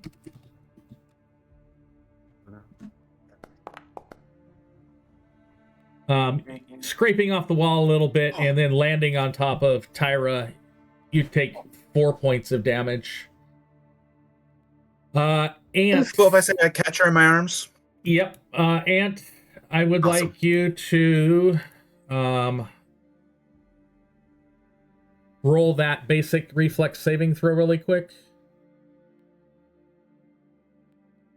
Love this for me.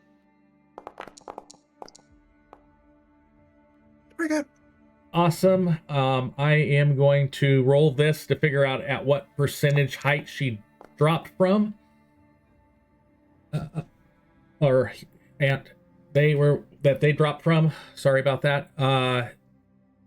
32% of 40 is 12 feet.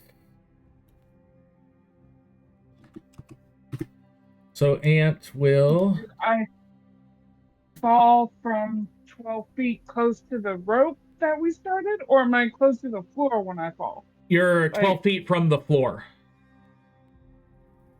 Okay. Yeah, you're barely 10 feet off the ground when you go, and you are only going to take 1 point of damage. Question. Yes. When we made the climbing check, did you adjust the DC for the assistance of the rope, or were we supposed to add a modifier to it? It was already adjusted for the rope. Okay.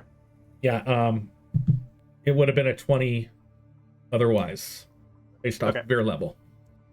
So I have not re-rolled mine yet because I was waiting for you to resolve everybody else. So okay, so if you want to re-roll, let's see. Oh yeah, Ruidian, I haven't done you yet, so yes. Okay, so And I that- still think I failed again.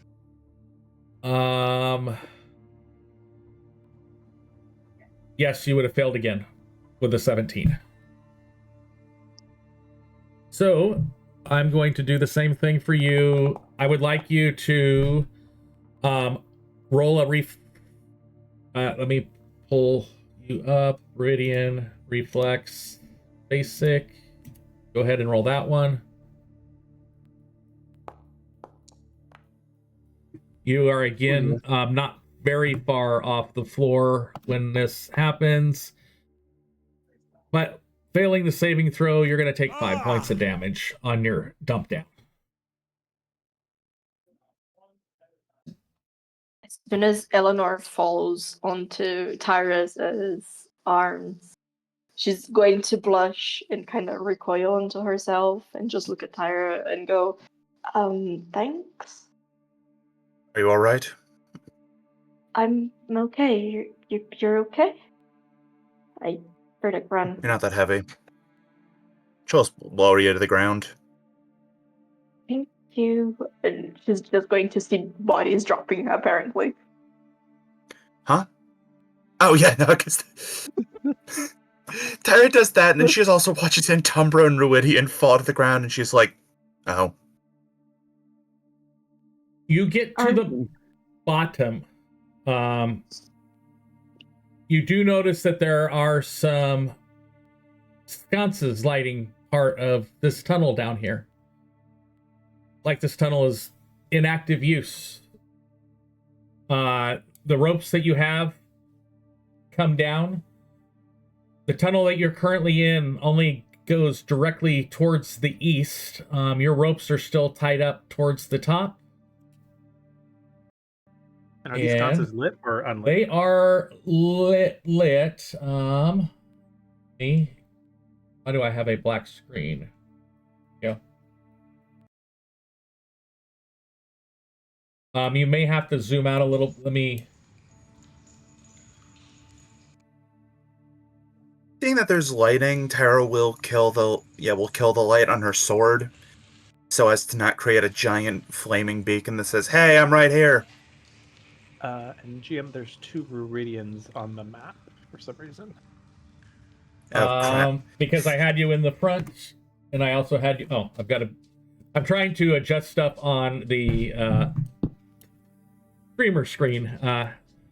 I am going to get rid of the one in the front because you were saying you were coming down and you were the last one down, so we're going to put you there on the back one. So it's kind kind of see what I meant by the water going down the middle type of thing? Oh, I get what you mean now. I thought it was wider. Like I didn't understand the ratio of water to cobblestone. Yeah, so this section is what I'm calling a 15-foot wide section. So you've got a clear path on each side, and then you've got down the middle.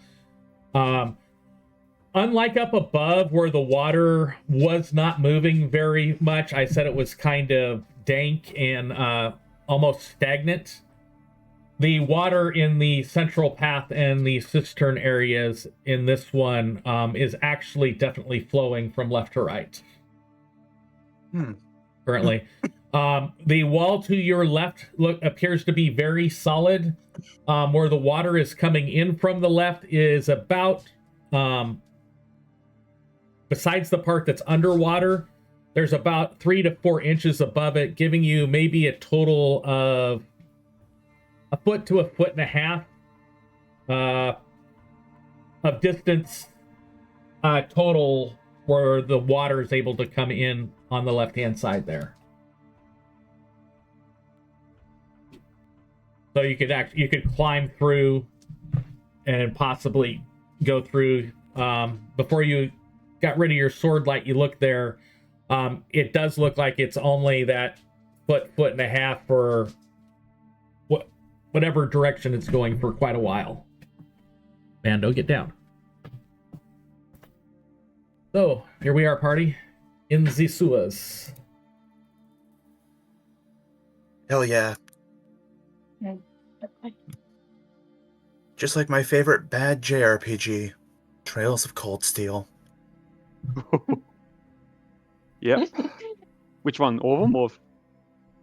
I mean, every Trails game has you in an infinite number of sewers, if I'm being honest. Yeah, but I meant which Cold Steel was the bad one, or was it all 4 Cold Steels? Honestly, I've... One was just kind of boring to me. That's the only reason I was saying that. Yeah, fair. 4's One was not good. boring and I didn't like most of the characters. Yeah, 4 sucks. Oh, yeah, no, I heard 4 was bad. Anyway, that's enough JRPG. Back to TTRPG. Yep. So, apologies to any Trails fans in the audience, by the way. Party is at the oops. Oops. Okay. Yeah, I accidentally grabbed the background image when I was trying to move a tile on my screen. So this is the party's down. This is where you're at. How are we proceeding? Well, I'll wait for the strong people to move. So Tara's gonna go check. Tara's gonna hop this alcove just to check out if there's anything in this alcove over here. Go ahead and roll a perception check. I love doing that. Blind or public? We're gonna do this blind. Regular. Awesome.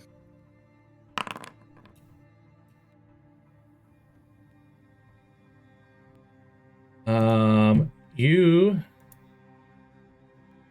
do not notice anything out of what's probably the ordinary for that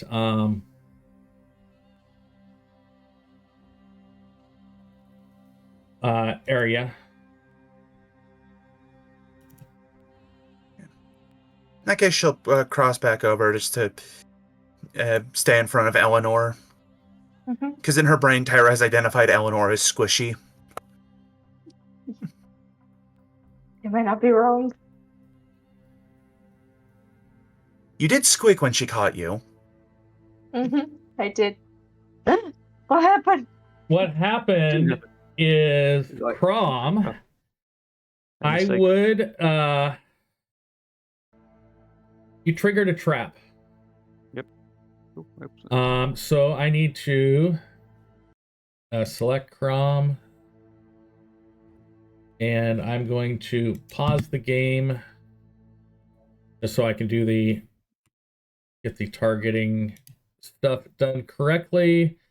I am going to put this into chat. Um, Oh boy. from that saving throw, is there a saving throw there? Yeah, 24 DC. Yep, go ahead and roll that. And go ahead and take half damage. Well, okay. I will eat fire as well to reduce the fire damage part of it by. So that's half down to 7, and minus half is 2 fire damage. Okay. Okay. So that's 10. No, it's 5 plus 2 damage. That's 6 damage. Then. Okay. Right before that trap went off, you heard a little tink, like you stepped on a wire that broke. Well, I think the chap broke, but I should be more careful. I was going to check for more wires before continuing. Yeah. Is this now? Is it just still constantly steaming now? Like we're gonna get burned if we walk through it? Yes. I need one of the. I'm gonna give you the actual checks in a macro. Does the steam like blow from side to side? Or Yeah, is the it goes. middle It kind goes. of free?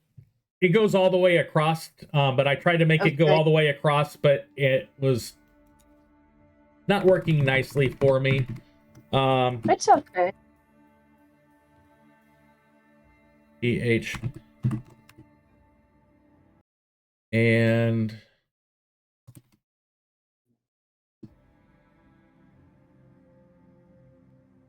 the last check is this one.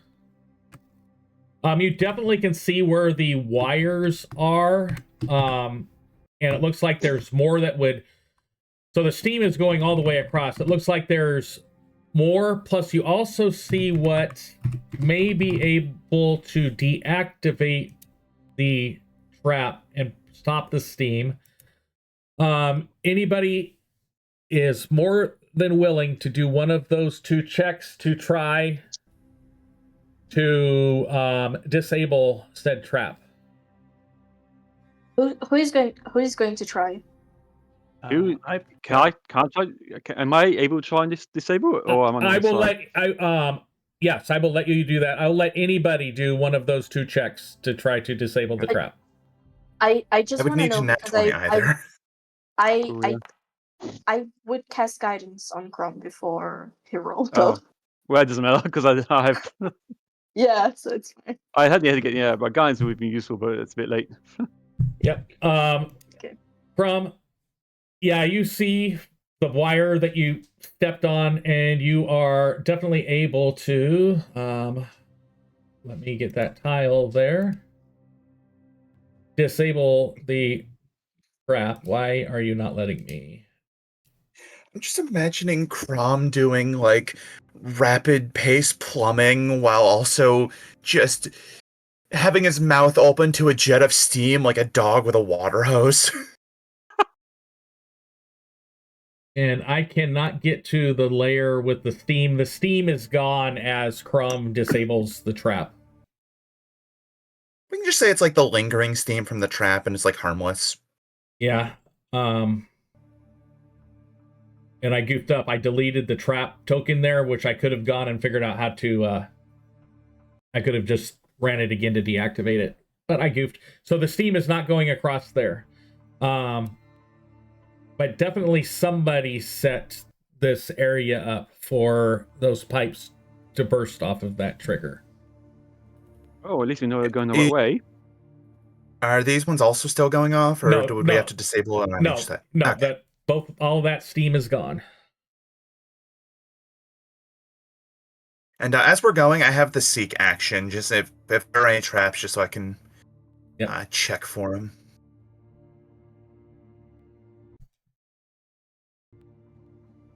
Starting to widen up, you see another cistern type area with a grate that's going down, and you can definitely hear the water rolling down it's drip. You can't hear it because you see the water kind of toilet whirlpool going down that grate, but there's still what appears the water's coming from both directions, the direction you're coming from and the opposite side, and it's rolling. All the water's going down whatever that hole is right there. Looking over here, is this alcove like a wall? Yes, that is a wall. All right, noted. And same up here? Uh-huh. I'd like to search Okay. along this wall to see if there's anything unusual about it. Yeah, I might search the what's my side as So well. you two go ahead and do your seek on the north and south walls. You want a perception, or do you want me to do the seek action macro? You do the seek action macro.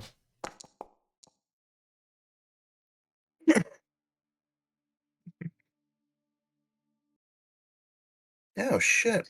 Good job. Yeah. Nothing.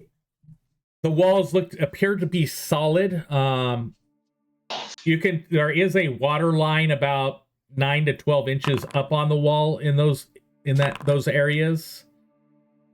But you don't see. It appears just to be walls. It's a wall. It's a wall. It's a wall. Okie doke.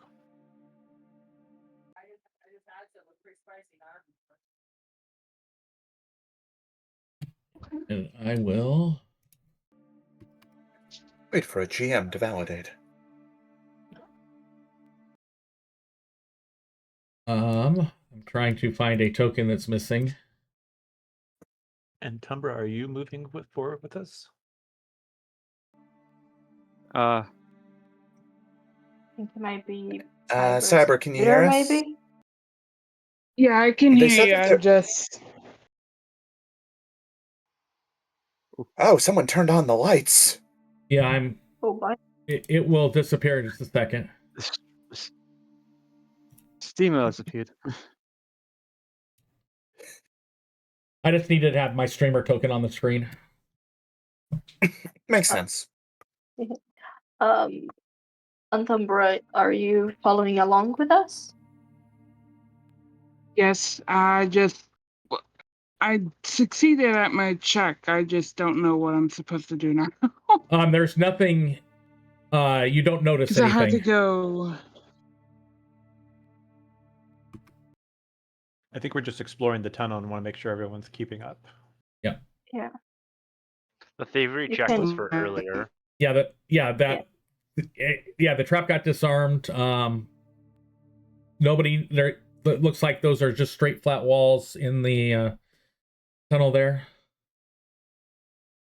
Now that you see that water, that cistern type thing that's to your right, you can definitely tell there is a shallow downhill grade of what you're in. It's only when you notice that the water running in that direction that you can tell that you're actually going downhill. It's that shallow of a grade.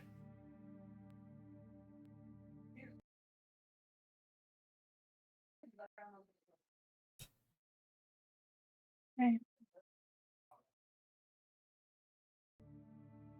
The water is crystal clear, right? On the or it's murky. It's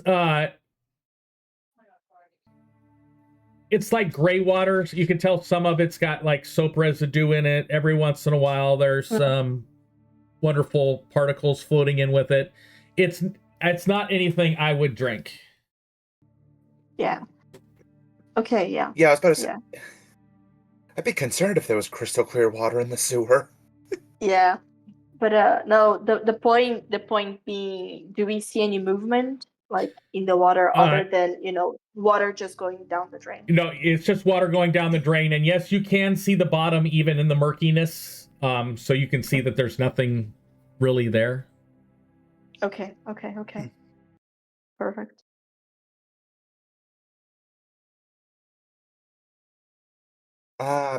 This is like another thing that's dumping into that main cistern, right? If water would actually coming out of that pipe, it would dump in there. There is no water currently coming out of that pipe. Ah, noted. Maybe someone on that side should just peek in there, see if there's anything in there then. Okay, but first, before I go there, I want to make sure it's not trapped. I don't want to get still water dumped on my head.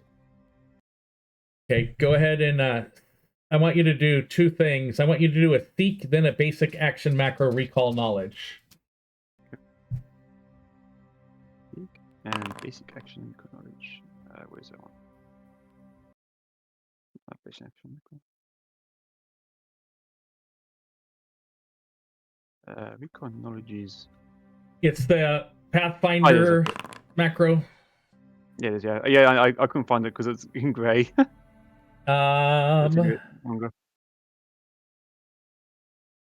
Definitely no traps about.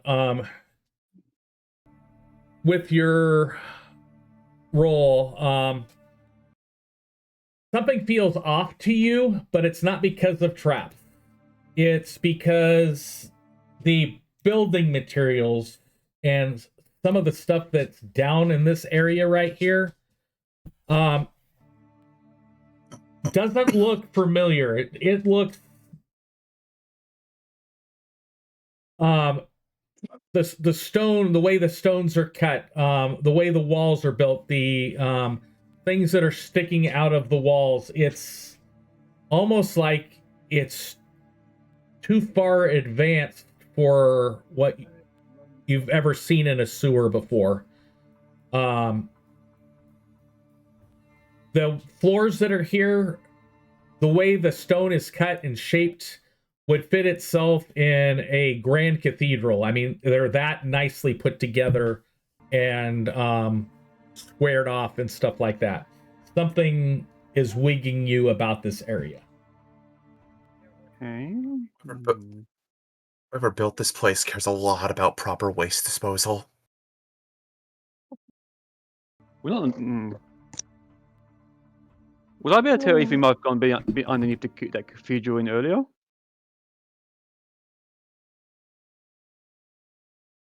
You are not that far over. You're definitely not under where the cathedral from earlier is.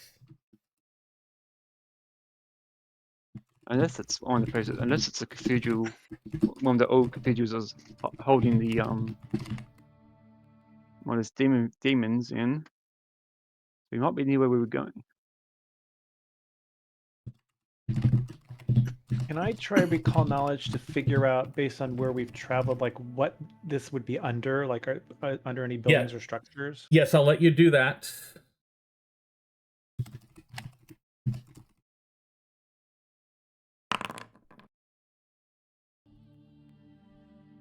I need to click the map.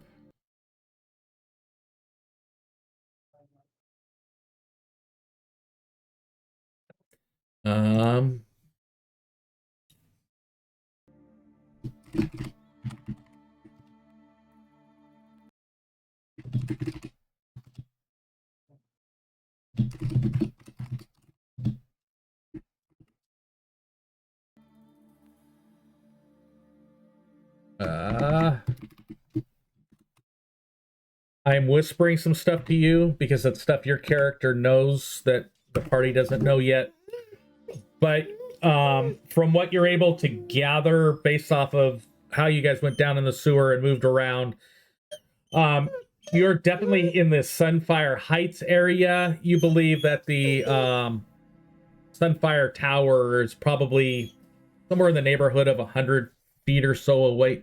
It's kind of rough, but you think probably you're within 100 feet of where the Sunfire Tower would be.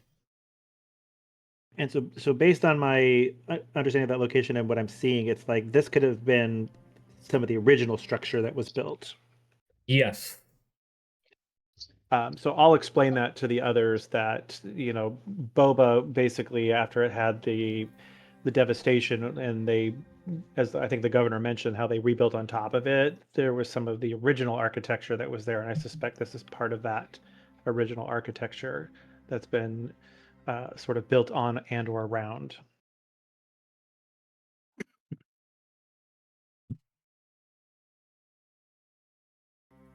Then maybe this was some.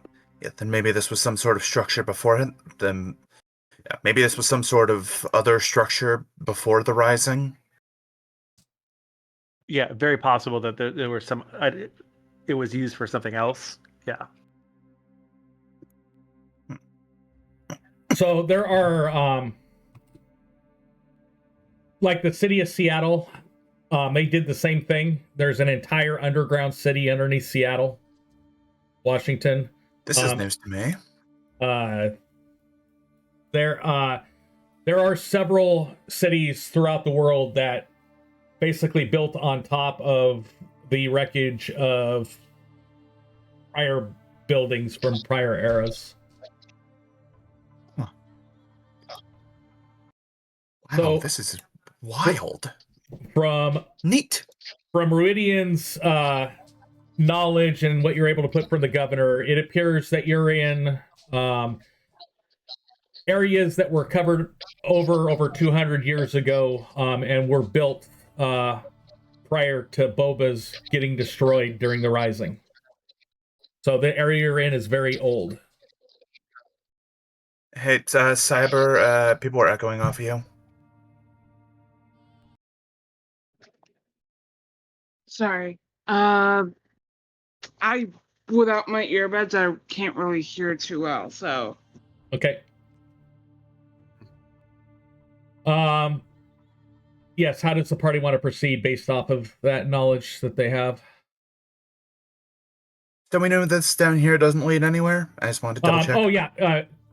Crom, that pipe doesn't look like anything has gone through it in ages. It's extremely dry. It's about 3.5 to 4 feet across in width. It does appear to have a slight uphill grade to it. As if you were to climb into the pipe, everybody would be able to fit into the pipe, but you'd basically have to crawl Superman style if you wanted to go up that pipe. I mean, we could probably fit in it, but it won't be comfortable. It appears. I think for now it'd be better. Yeah, I think for now it'd be better to check our other options. Yeah. They're gonna come back later. Forget what this is. No one, it hasn't been used for a long time through.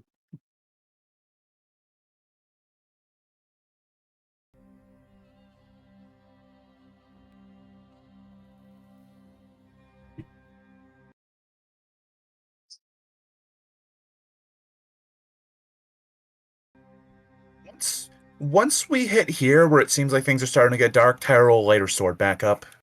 Okay. Go ahead and make sure you got it equipped. And oh, I didn't give you the thing for that. So let me pull up my second. I'm going to Tyra do that. And I'm going to do this.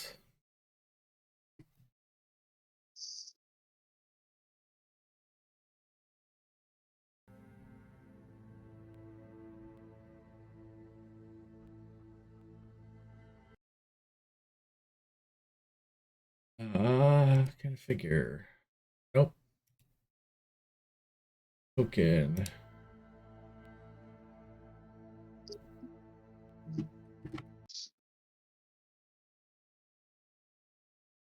There you go. Oh, perfect.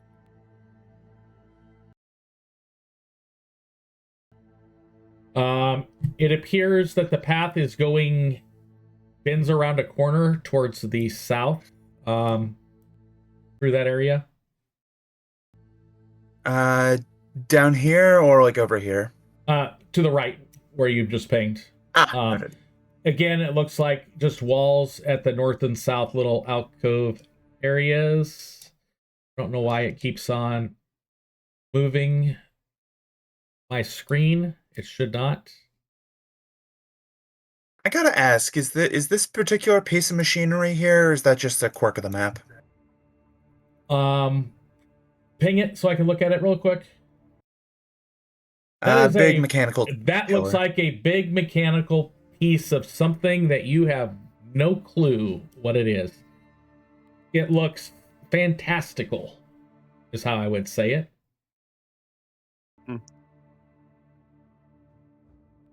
Does it look like some kind of like organ or something of the sort? Like It's got a keys? bunch of hand wheels on it and levers. You listen to it, it sounds like there's like water running through it, almost, or also another like a hiss, hissing sound coming from within it. Okay.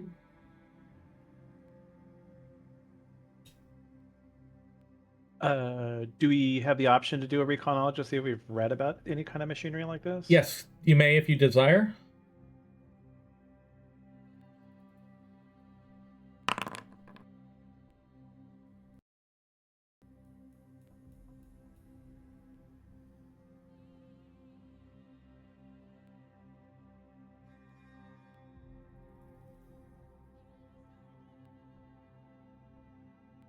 From what people tell you, from what people have told you based of what they've heard and some minor scraps that you may have come across in the past, it meets the description of the gnome quarter of the largest city on the continent of Thellade, where it was full of all sorts of tinkered type quality of life things to help people living in larger cities. Just based on looking at this description from like old folklore type tales of very high tech tinkered type goods from the city of Revalia, from pre-rising time frame.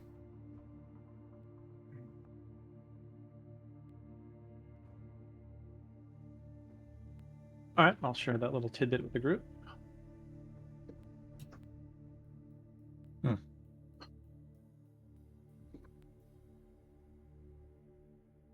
interesting, but it's not really what we're here for. We should keep moving. Let me look at actions really quick. Tyra, you Search up. Yeah, you start to hear some squeaks coming from the south. Stuff you've heard before. Almost sounds like rat or rodent in nature. Was I meant to see what it is earlier? Yeah, so Yeah, I did happen to catch a glimpse of the creature. You know there's something there, down there. Tyra's gonna keep her blade at the ready.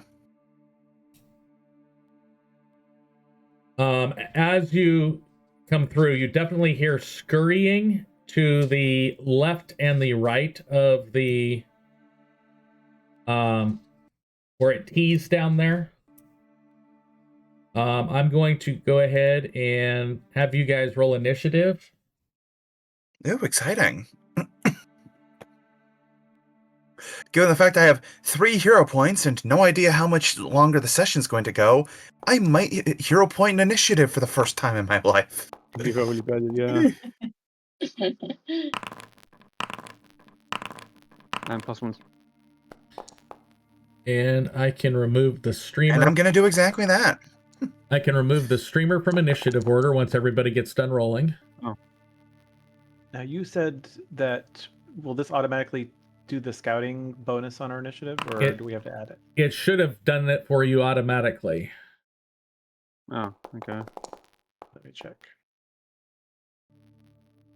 Okay, for some reason no, it didn't it's put not. up. Oh, it accidentally rolled with athletics. Well, I'm still going to hero point it. It was supposed to be with perception. Yeah, my perception is normally +9, and when I saw the roll, it didn't have any kind of circumstance bonus, because normally whoever's scouting, they put a buff on everybody else to get the bonus. Okay, I am going to give everybody the extra one once I get the last roll in there. I gave it to myself already. Okay. Also, mine should be a 24 because I accidentally rolled with athletics. Tyra. So that's even with the +1? With the plus, just because it would be 2 lower, it'd be 24. Yeah, because you got the Um, scout +1 bonus. Yeah. With that sheer scouting, yeah. Okay, Ruidian, do I have to add one to you? Yes, please. Okay. Same thing for Eleanor. Do I have to add one for you? Yeah. Korag as well. I'm just looking to see if it's gonna make any difference. It will put me before the rat. So. Yep. So I'm gonna update Korag. Yeah, I'm only changing the ones that are gonna make differences. Tyra, did you already get yours? Mine should be at 24, not 21. Okay, and I'm gonna click update, and that will be those. And right-click the streamer and say remove participant. And I'm gonna move the streamer in the center of the screen. And left-click. I guess actually I would not rage immediately. Going from how my character operates. What you guys do see as you approach that T. Oh, okay. I didn't. Hang on. Yo, Andrew. Andrew. You see a swarm of red-eyed rats down there to your left, which is on the right of the map, as well as 3 really creepy looking larger rats. Can I tell these things are on fire? Yes, you can definitely tell that they're somehow just... I forgot to change the... Did I forget to change the bestiary again? What bestiary am I on? Yep, I forgot to change the bestiary again. That's okay. But yes, there is fire coming from it. You can smell the stench and the ash of the burn. With that, we are going to begin combat. Bringing us up to Ruidian. Ruidian, you're up. Yes. So, let's see. What is the range for demoralize? Trying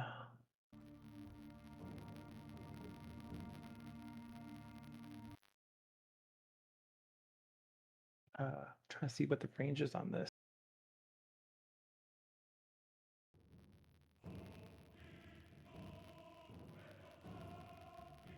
I need to add it as an encounter or as an action here to read it.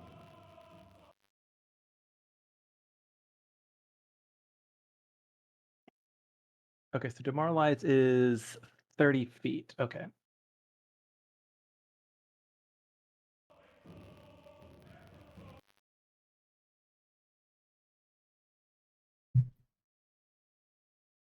It also requires sharing a language if you don't have intimidating glare. I do have intimidating glare. Ooh, exciting. So I will stride up there for my first act. Target the cinder rat that I see there, and I will use an action to try and demoralize it. Okay. With my intimidating glare.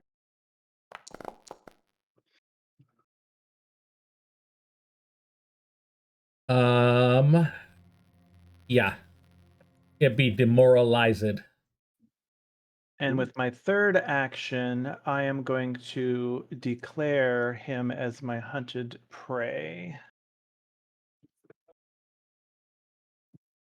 Okay. And that is my 3 actions. So let me pass my turn. Bringing us up to the cinder rat. Which, because that does not work anymore, I am going to use that.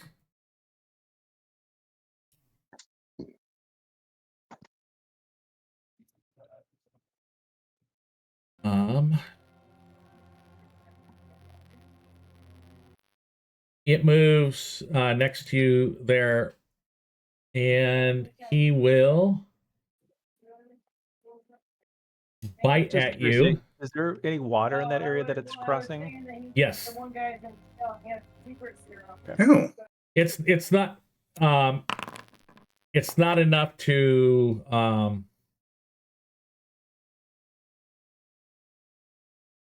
so it passed its flat check and does. Ooh, nope. What's your AC, Ruidian? 20? It would not have hit you. For some reason I had Crom targeted. So that he would not have hit you. And with his first bite, why are you not letting me target? There. And with his second bite, which is gonna suck. Oh, actually, no, he is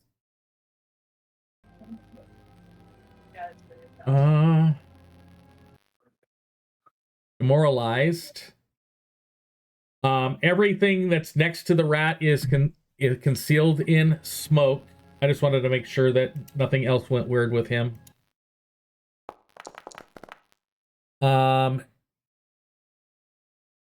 He misses you with his second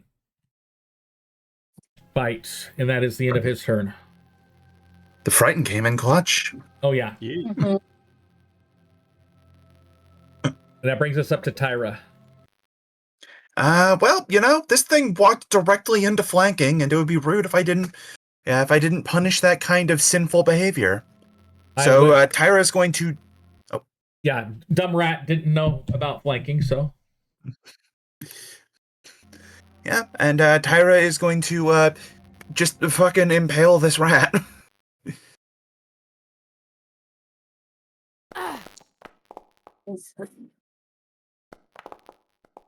Go ahead and roll critical. I just want to make sure I have. I don't know why it's saying to roll an additional 1d12 radiant or vitality. That is if you're going against undead fiends, that type of stuff. Ah, okay. Casual 38. She like half hands the sword and just plunges it down into the rat. And it's still moving. Oh. She'll follow up. Yeah, she'll follow up then.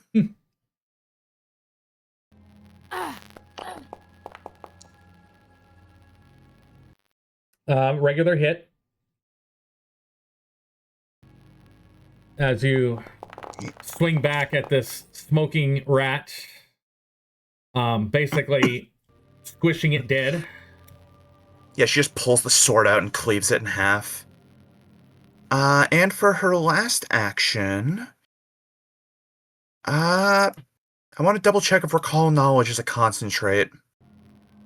I don't believe it is, but I do need to.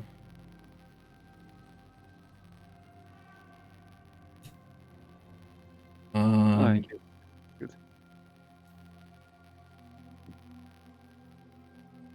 Get rid of his aura.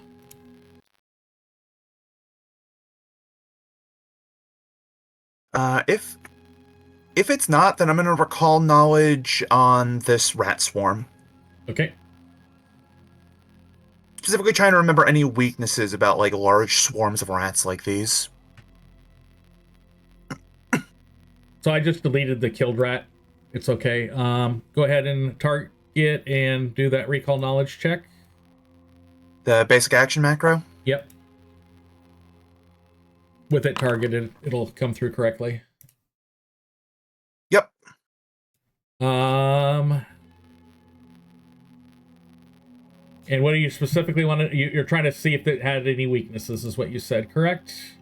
Yeah, she's trying to remember about weaknesses. Area and splash. Ooh. If you have Nice. anything that hits in an area, it'll be effective against against that swarm.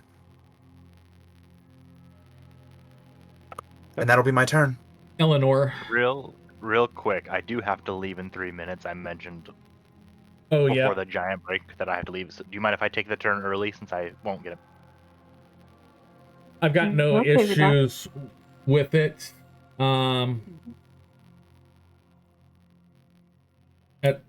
I think it seems fair. Which Yeah. one? Chrome or Korag? Korag. Korag. I'm going to move back up to Eleanor when it's you go ahead, take your move. I'll move there. I will. And I'll target this with Flying Flame. Okay. Go ahead and roll the Makes perfect damage, and sense. I'll do the saving throw after that. And it is area damage.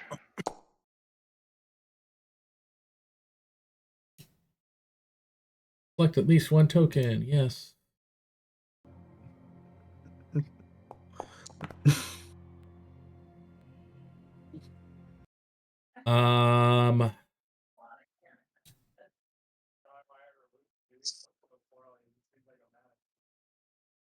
So it should.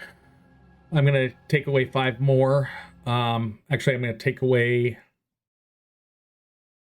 2 more.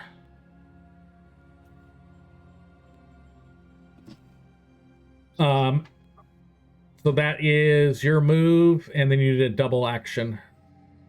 That'll be my turn. And then for future turns, Korag is gonna, if he can hit 2 things with a 30-foot line that he can control, he'll extract elements on one of the cinder rats and then try and hit them both with flying flames. Got it. I'm gonna go back up to Eleanor. Eleanor, you are up. Hit it, Korag. Okay. I'll just move a little bit here so I can get everyone, and I'll cast Bless.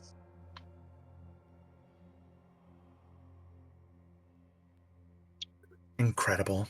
Yay. And just so we know, even though Bless isn't an aura, since you're all within her range, you get to keep it. If it drops off of you because you're outside of her range, we just need to make sure to put it back on you. Yeah. No, Bless actually does work as an aura. It's different from Inspire Courage. Oh. Yeah. Or Okay. Courageous Anthem. Oh, that's right. Creatures are just it's just worse Creatures Anthem really, but yeah. Yeah, I'm so used to the Courageous Anthem. So that brings us up to Crom. Okay then. Can I shoot this giant swarm of rats from around the corner or not?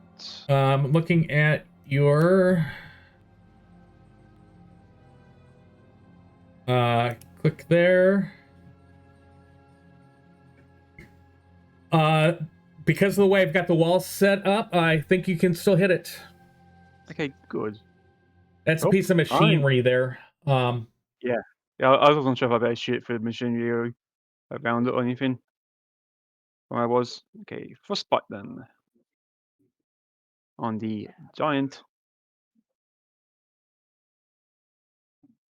Wait, if I do it like this.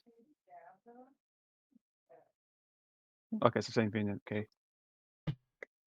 I'm casting frostbite on the giant.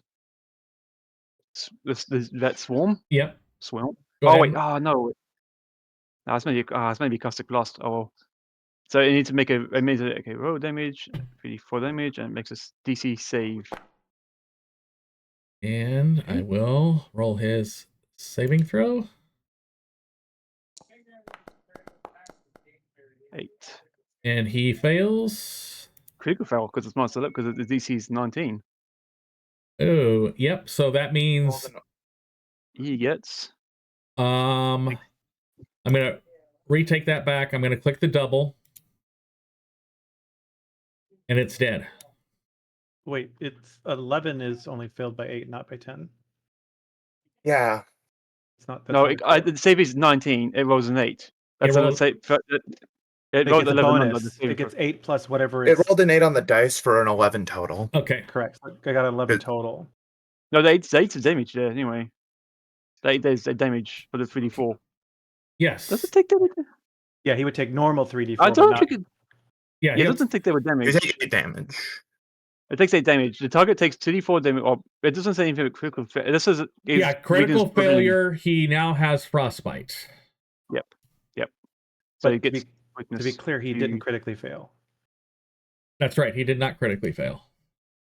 Oh, right. So you're right. No, apologies. Yeah, Yeah, so he didn't. Right. Sorry. okay, so I he got does confused. not With have my, I frostbite. got confused with my 8. Right. Yeah. So I got confused with my 8. Yeah, it's the 11 that's the save. So yes, he does. Yeah. He did take 8 And then damage. Which one's Arcane? Arcane Cascade? On myself, then. That's my turn. And that brings us up to the next rat in the order. Oh, and I skipped to Korag. I skipped one of my rats, but that's okay. He sees 5 of you. And again, he's just a smart rat. I'm feeling abused. That's He's feeling more clever than an average rat. and it does know.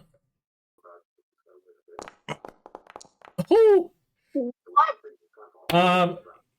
That two was the flat check for his nat 20. So I'm not crying. You are he not delivered crying. a fatal blow to the air next to you. Yes, he did. Oh wow.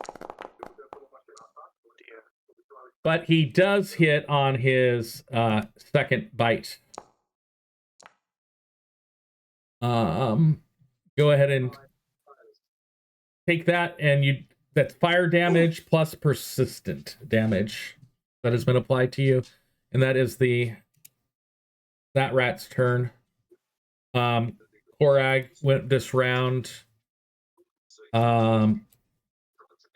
This rat's turn. It looks a little bit different than the other one. Still pretty. Still on fire.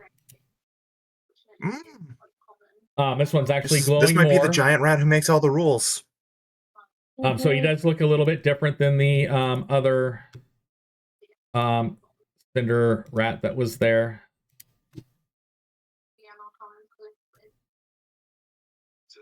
And it is going to be dumb. That is going to take 2 movement actions. What? No, don't come for me. No. And try to nibble at you.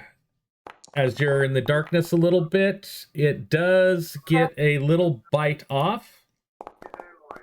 Oh no. Go ahead and take that damage. Yes. I'll react to that. Okay, I'll react to that. Okay. I'll cast Blood Vendetta. Actually, can I? Slashing a persistent bleed. No, I don't. Is it piercing or it's just fire? It is just All fire. It's just fire, so then I can't cast that. I can't cast that. I'm gonna just delete it out of the chat. Yeah. I love that spell, by the way. Yeah. It's a very funny spell. The Blood Vendetta, yeah. Almost TPK'd a party with it because they couldn't get rid of the persistent. And that brings us up to Ant. Oh, yeah. Ant, you saw the big rat scream. Actually, Ant, do you have the reactive strike capability? I don't. I'm not a fighter. Yeah, I just wanted to make sure you didn't have it from anything else when the rat ran by you. So you see the rat run by and bite Eleanor. Well, I can't have that. So I'm going to Nope. And I will say, if you step here, you're flanking. Yeah, if you come here, you flank. okay. Also, someone hit the alarm And button I again. am going to. Okay. Oh shit! Let's fucking go. Yes, yes, yes. 1 second. And I'm going. This is my first time playing Magus. Give me a second. That's fine. Is cyber roboting for anyone else? I just want to double check. Yeah, no, cyber is full on roboting. Sorry, I'm pretty much using my phone as it is. So, until my earbuds charge again. Yeah. So, like I said, this is my first time playing Mega, so give me a minute to figure out what I'm doing. You're good. Because I know what I want to do. I'm just trying to figure out the Foundry action stuff. Essentially, I would be hitting the Cinder Rat with a spell strike and using slashing gust to do that. So go ahead and cast the slashing gust. Instead of executing, make a melee strike with a weapon or unarmed attack. So now go ahead. So we're gonna put that in there just so we know what that is, and then go ahead and make your melee strike against it. Encounter. Oh, wrong thing. Yeah, so make a melee strike with that silver piece or your unarmed attack.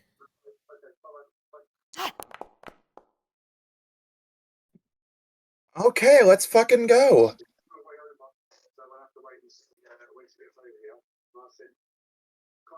All right. That's a crit, I think. Yes, that is a crit. Sorry, my brain is on slow mode. That is a big crit. All right. That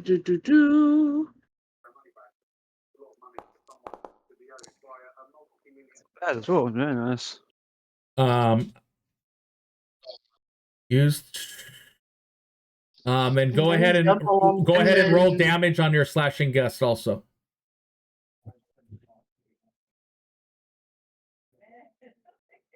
Okie doke.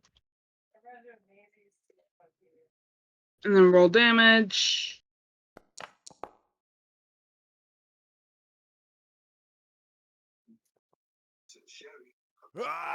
Oops, I gave that to the wrong person. Oh my god. Yep. Eleanor, I missed no. the rat and hit Eleanor.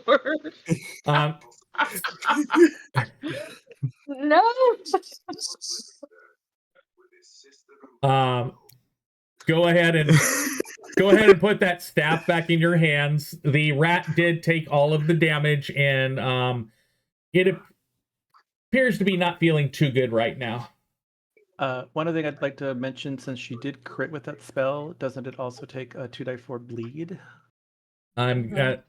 Yep, so I am going to drag the bleed on top of it. It is it did not appear to take any effect of bleed damage.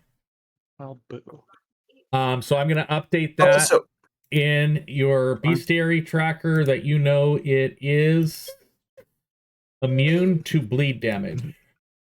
Also, can I take myself out of prone and the wounded? Yes. Yeah, because there was an accident. Yeah. Out of prone, out of wounded, and you can put the staff back in your hands.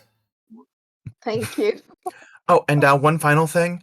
I think that thing should have taken 7 more damage because the slashing gust rolled 7 when it should be doubled to be 14. Got it. I know why. It's because it didn't double. Yep, I'll give it that. And it's still... Now it feels critically hurt instead of just not feeling good. And that would be Ant's turn, bringing us up to Ruidian. All right, this rat scoundrel in front of me here, I'm going to mark it as my hunted prey. And then I'm going to use my hunter's aim, which basically allows me to ignore its concealed condition. Okay. So I'm assuming Good it won't shit. roll the flat check, but I will double check when it does this roll, and I'm going to try and shoot it in the vase. I guess. Let's see. You cannot perform the strike. It's okay. Why does it not say my bolt is loaded? I have it saying bolts. Am I supposed to click this other icon here? Click the reload button. Because that's an action. Yeah, I would have had it loaded at the beginning. Is it okay for me to have that? Okay, so now I'm trying to strike. It still says you cannot perform this action. It is not loaded. Let me look at your equipment sheet. Reload again. See if that makes any difference. Okay, you're now reloaded. All right, trying one more time. Ah, yes. Okay, so and then the only other thing I want to double check is +2 circumstance bonus to attack roll. Is that added in here?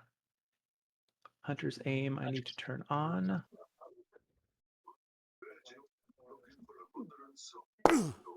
Okay, so I should not have to roll that flat check, but that still hits. Yes. Yes, that still hits. I just want to make sure you got the +2 for Hunter's aim. Yes, you did. So go ahead and roll damage. It'll be regular. Got some big numbers in there. Yeah, my first strike gets me an extra die 8. So that was 1 action to hunt prey and 2 actions to do my hunter's prey to my hunter's aim. That is my 3 actions. Okay, that brings us up to you, Tyra. And I'm still burning. Go ahead. Well, Tyra sees two. Go ahead. Tyra sees two potential threats.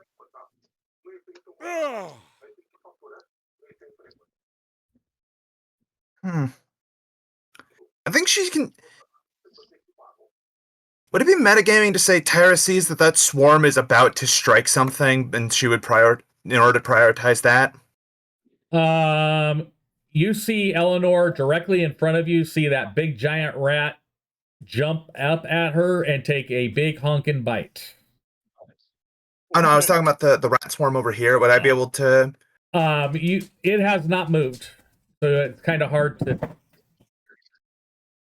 tell what it's doing. I'll play fair. I'll give that thing a turn. I'm gonna step and strike.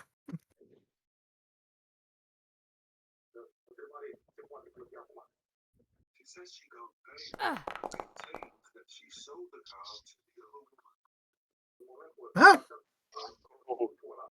Love that. Thank God for bless. Yeah.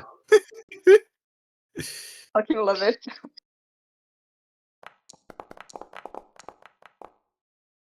I'm going to assume a 22 does it. Yes, it does.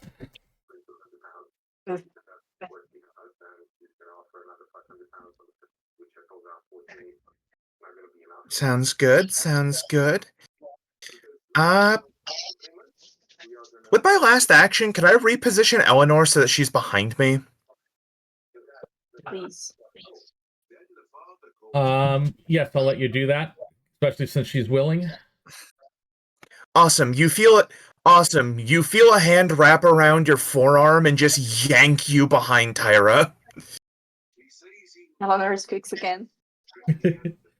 And that brings us up to the metagames rat swarm that I skipped its turn last round.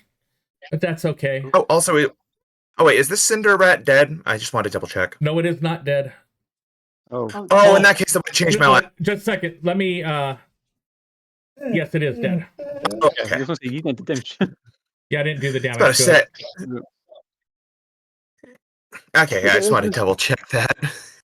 Yep. Now I believe it's rat time.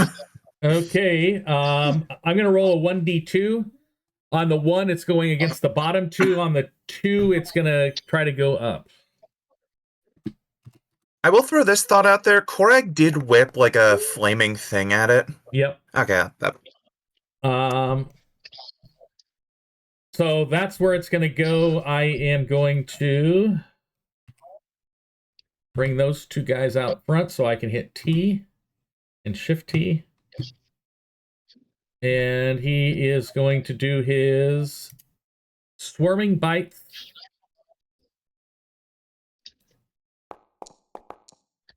Will the Nice. two of you please roll that saving throw?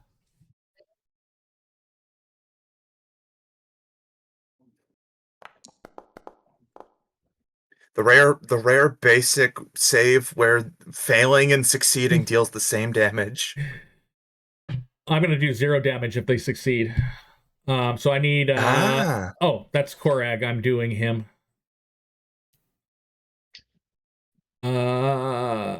Saving throw. Yeah, I was waiting for Korag too. So Korag's not going to take any. Ant, go ahead and take that one.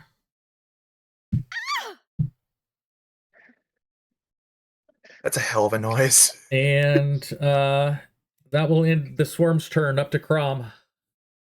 Okay, well, seeing there's a kind of seeing it's about near me, I'm going to try and attack it with a spell strike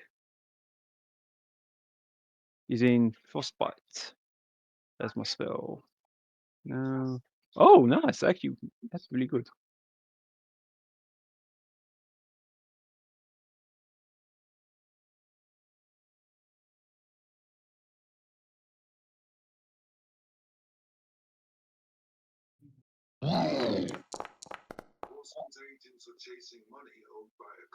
You hit.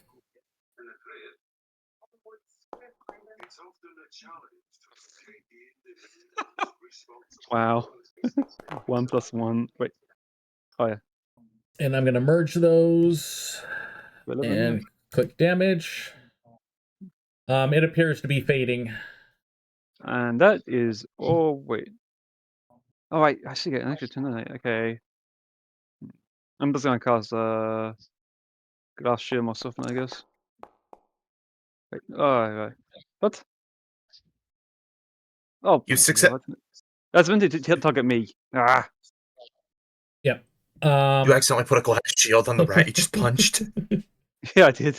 I am going to... No, that didn't expect that to happen. So that brings us up to its turn. He is going to bite at you. Ruidian?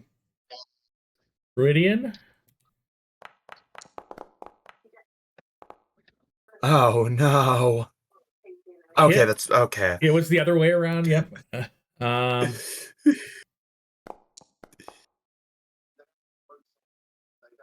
Go ahead and take that. I just want to note you rolled 8 every time on damage. I'm actually clicking a button. I'm not overriding it. These rats are consistent. And he missed because of the concealed. But he makes it through on his last bite. So on a triple map, he got a crit? Yes, he did. Damn it. No. I'm down. What? Oh no. Ouch. These rats have hate in their heart. Don't they? So I need to select him, target that one, and... He did say he would extract elements Cinder Rat if able. Mm-hmm. Yeah, that's what I'm trying to... Hit T. Okay, I just wondered.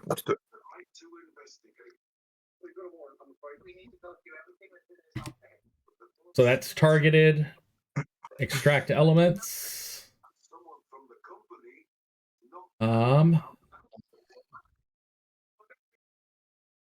Why is it not letting me roll for him from that? Let me do it this way. Spell.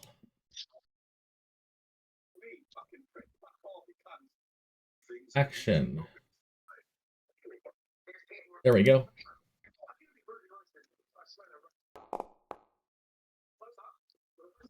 He succeeds.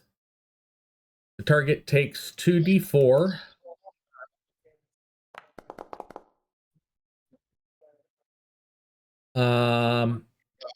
And then he has to roll a saving throw.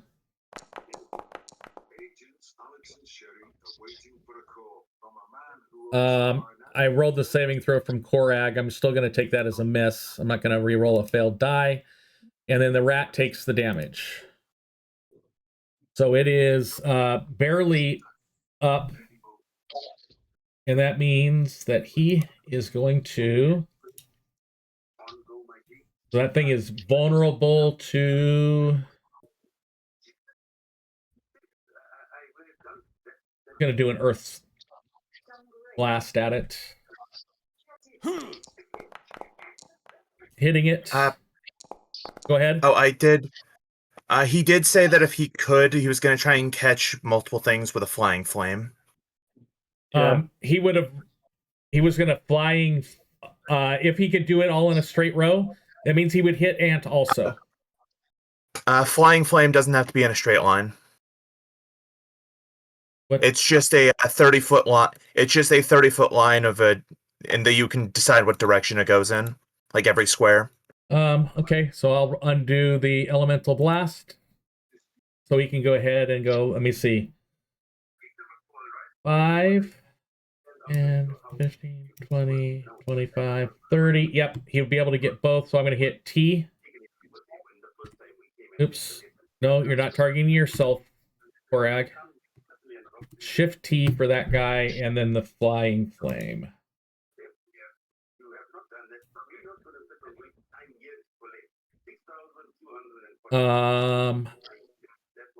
See, this is why I said he probably wouldn't do it, because it's fire damage. Yeah. Extract elements, when done on a fire elemental, I believe takes away their fire immunity.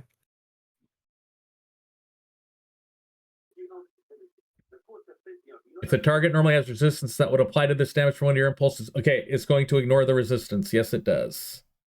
So I am going to click damage and damage. Yeah, Kinesis is still a little wonky, but I just want to make sure that Yeah, it does not automate that, and but that Cinder Rat would have been dead. And he did do some damage to the Rat Swarm, bringing us up to Eleanor. Okay. You see Ruidian, the guy who's here kind of escorting you around in the city, collapse after being bitten by said rat. Yeah, I'll use one of my heals to to action heal him. that's that good healing. Mm-hmm. Go ahead and Did click. it go through? You got to click heal in chat. Yeah. To do, is that correct? Yes, it is. Ruidian, Take all of that. go ahead and apply some healing. As you get back up on the ground, back to consciousness, your crossbow on the ground, hurting. And that, anything else, Eleanor? I don't know. Are we still in combat? You have that giant rat swarm. It probably. Oh no, you're not in combat now. I forgot that rat died. I didn't see the skull on him. Oh, yeah. So that does end. So with that, what I'm going to do is I'm going to click the end on the screen, and I'll be back to you guys in just a minute. Okay. All right, sounds good.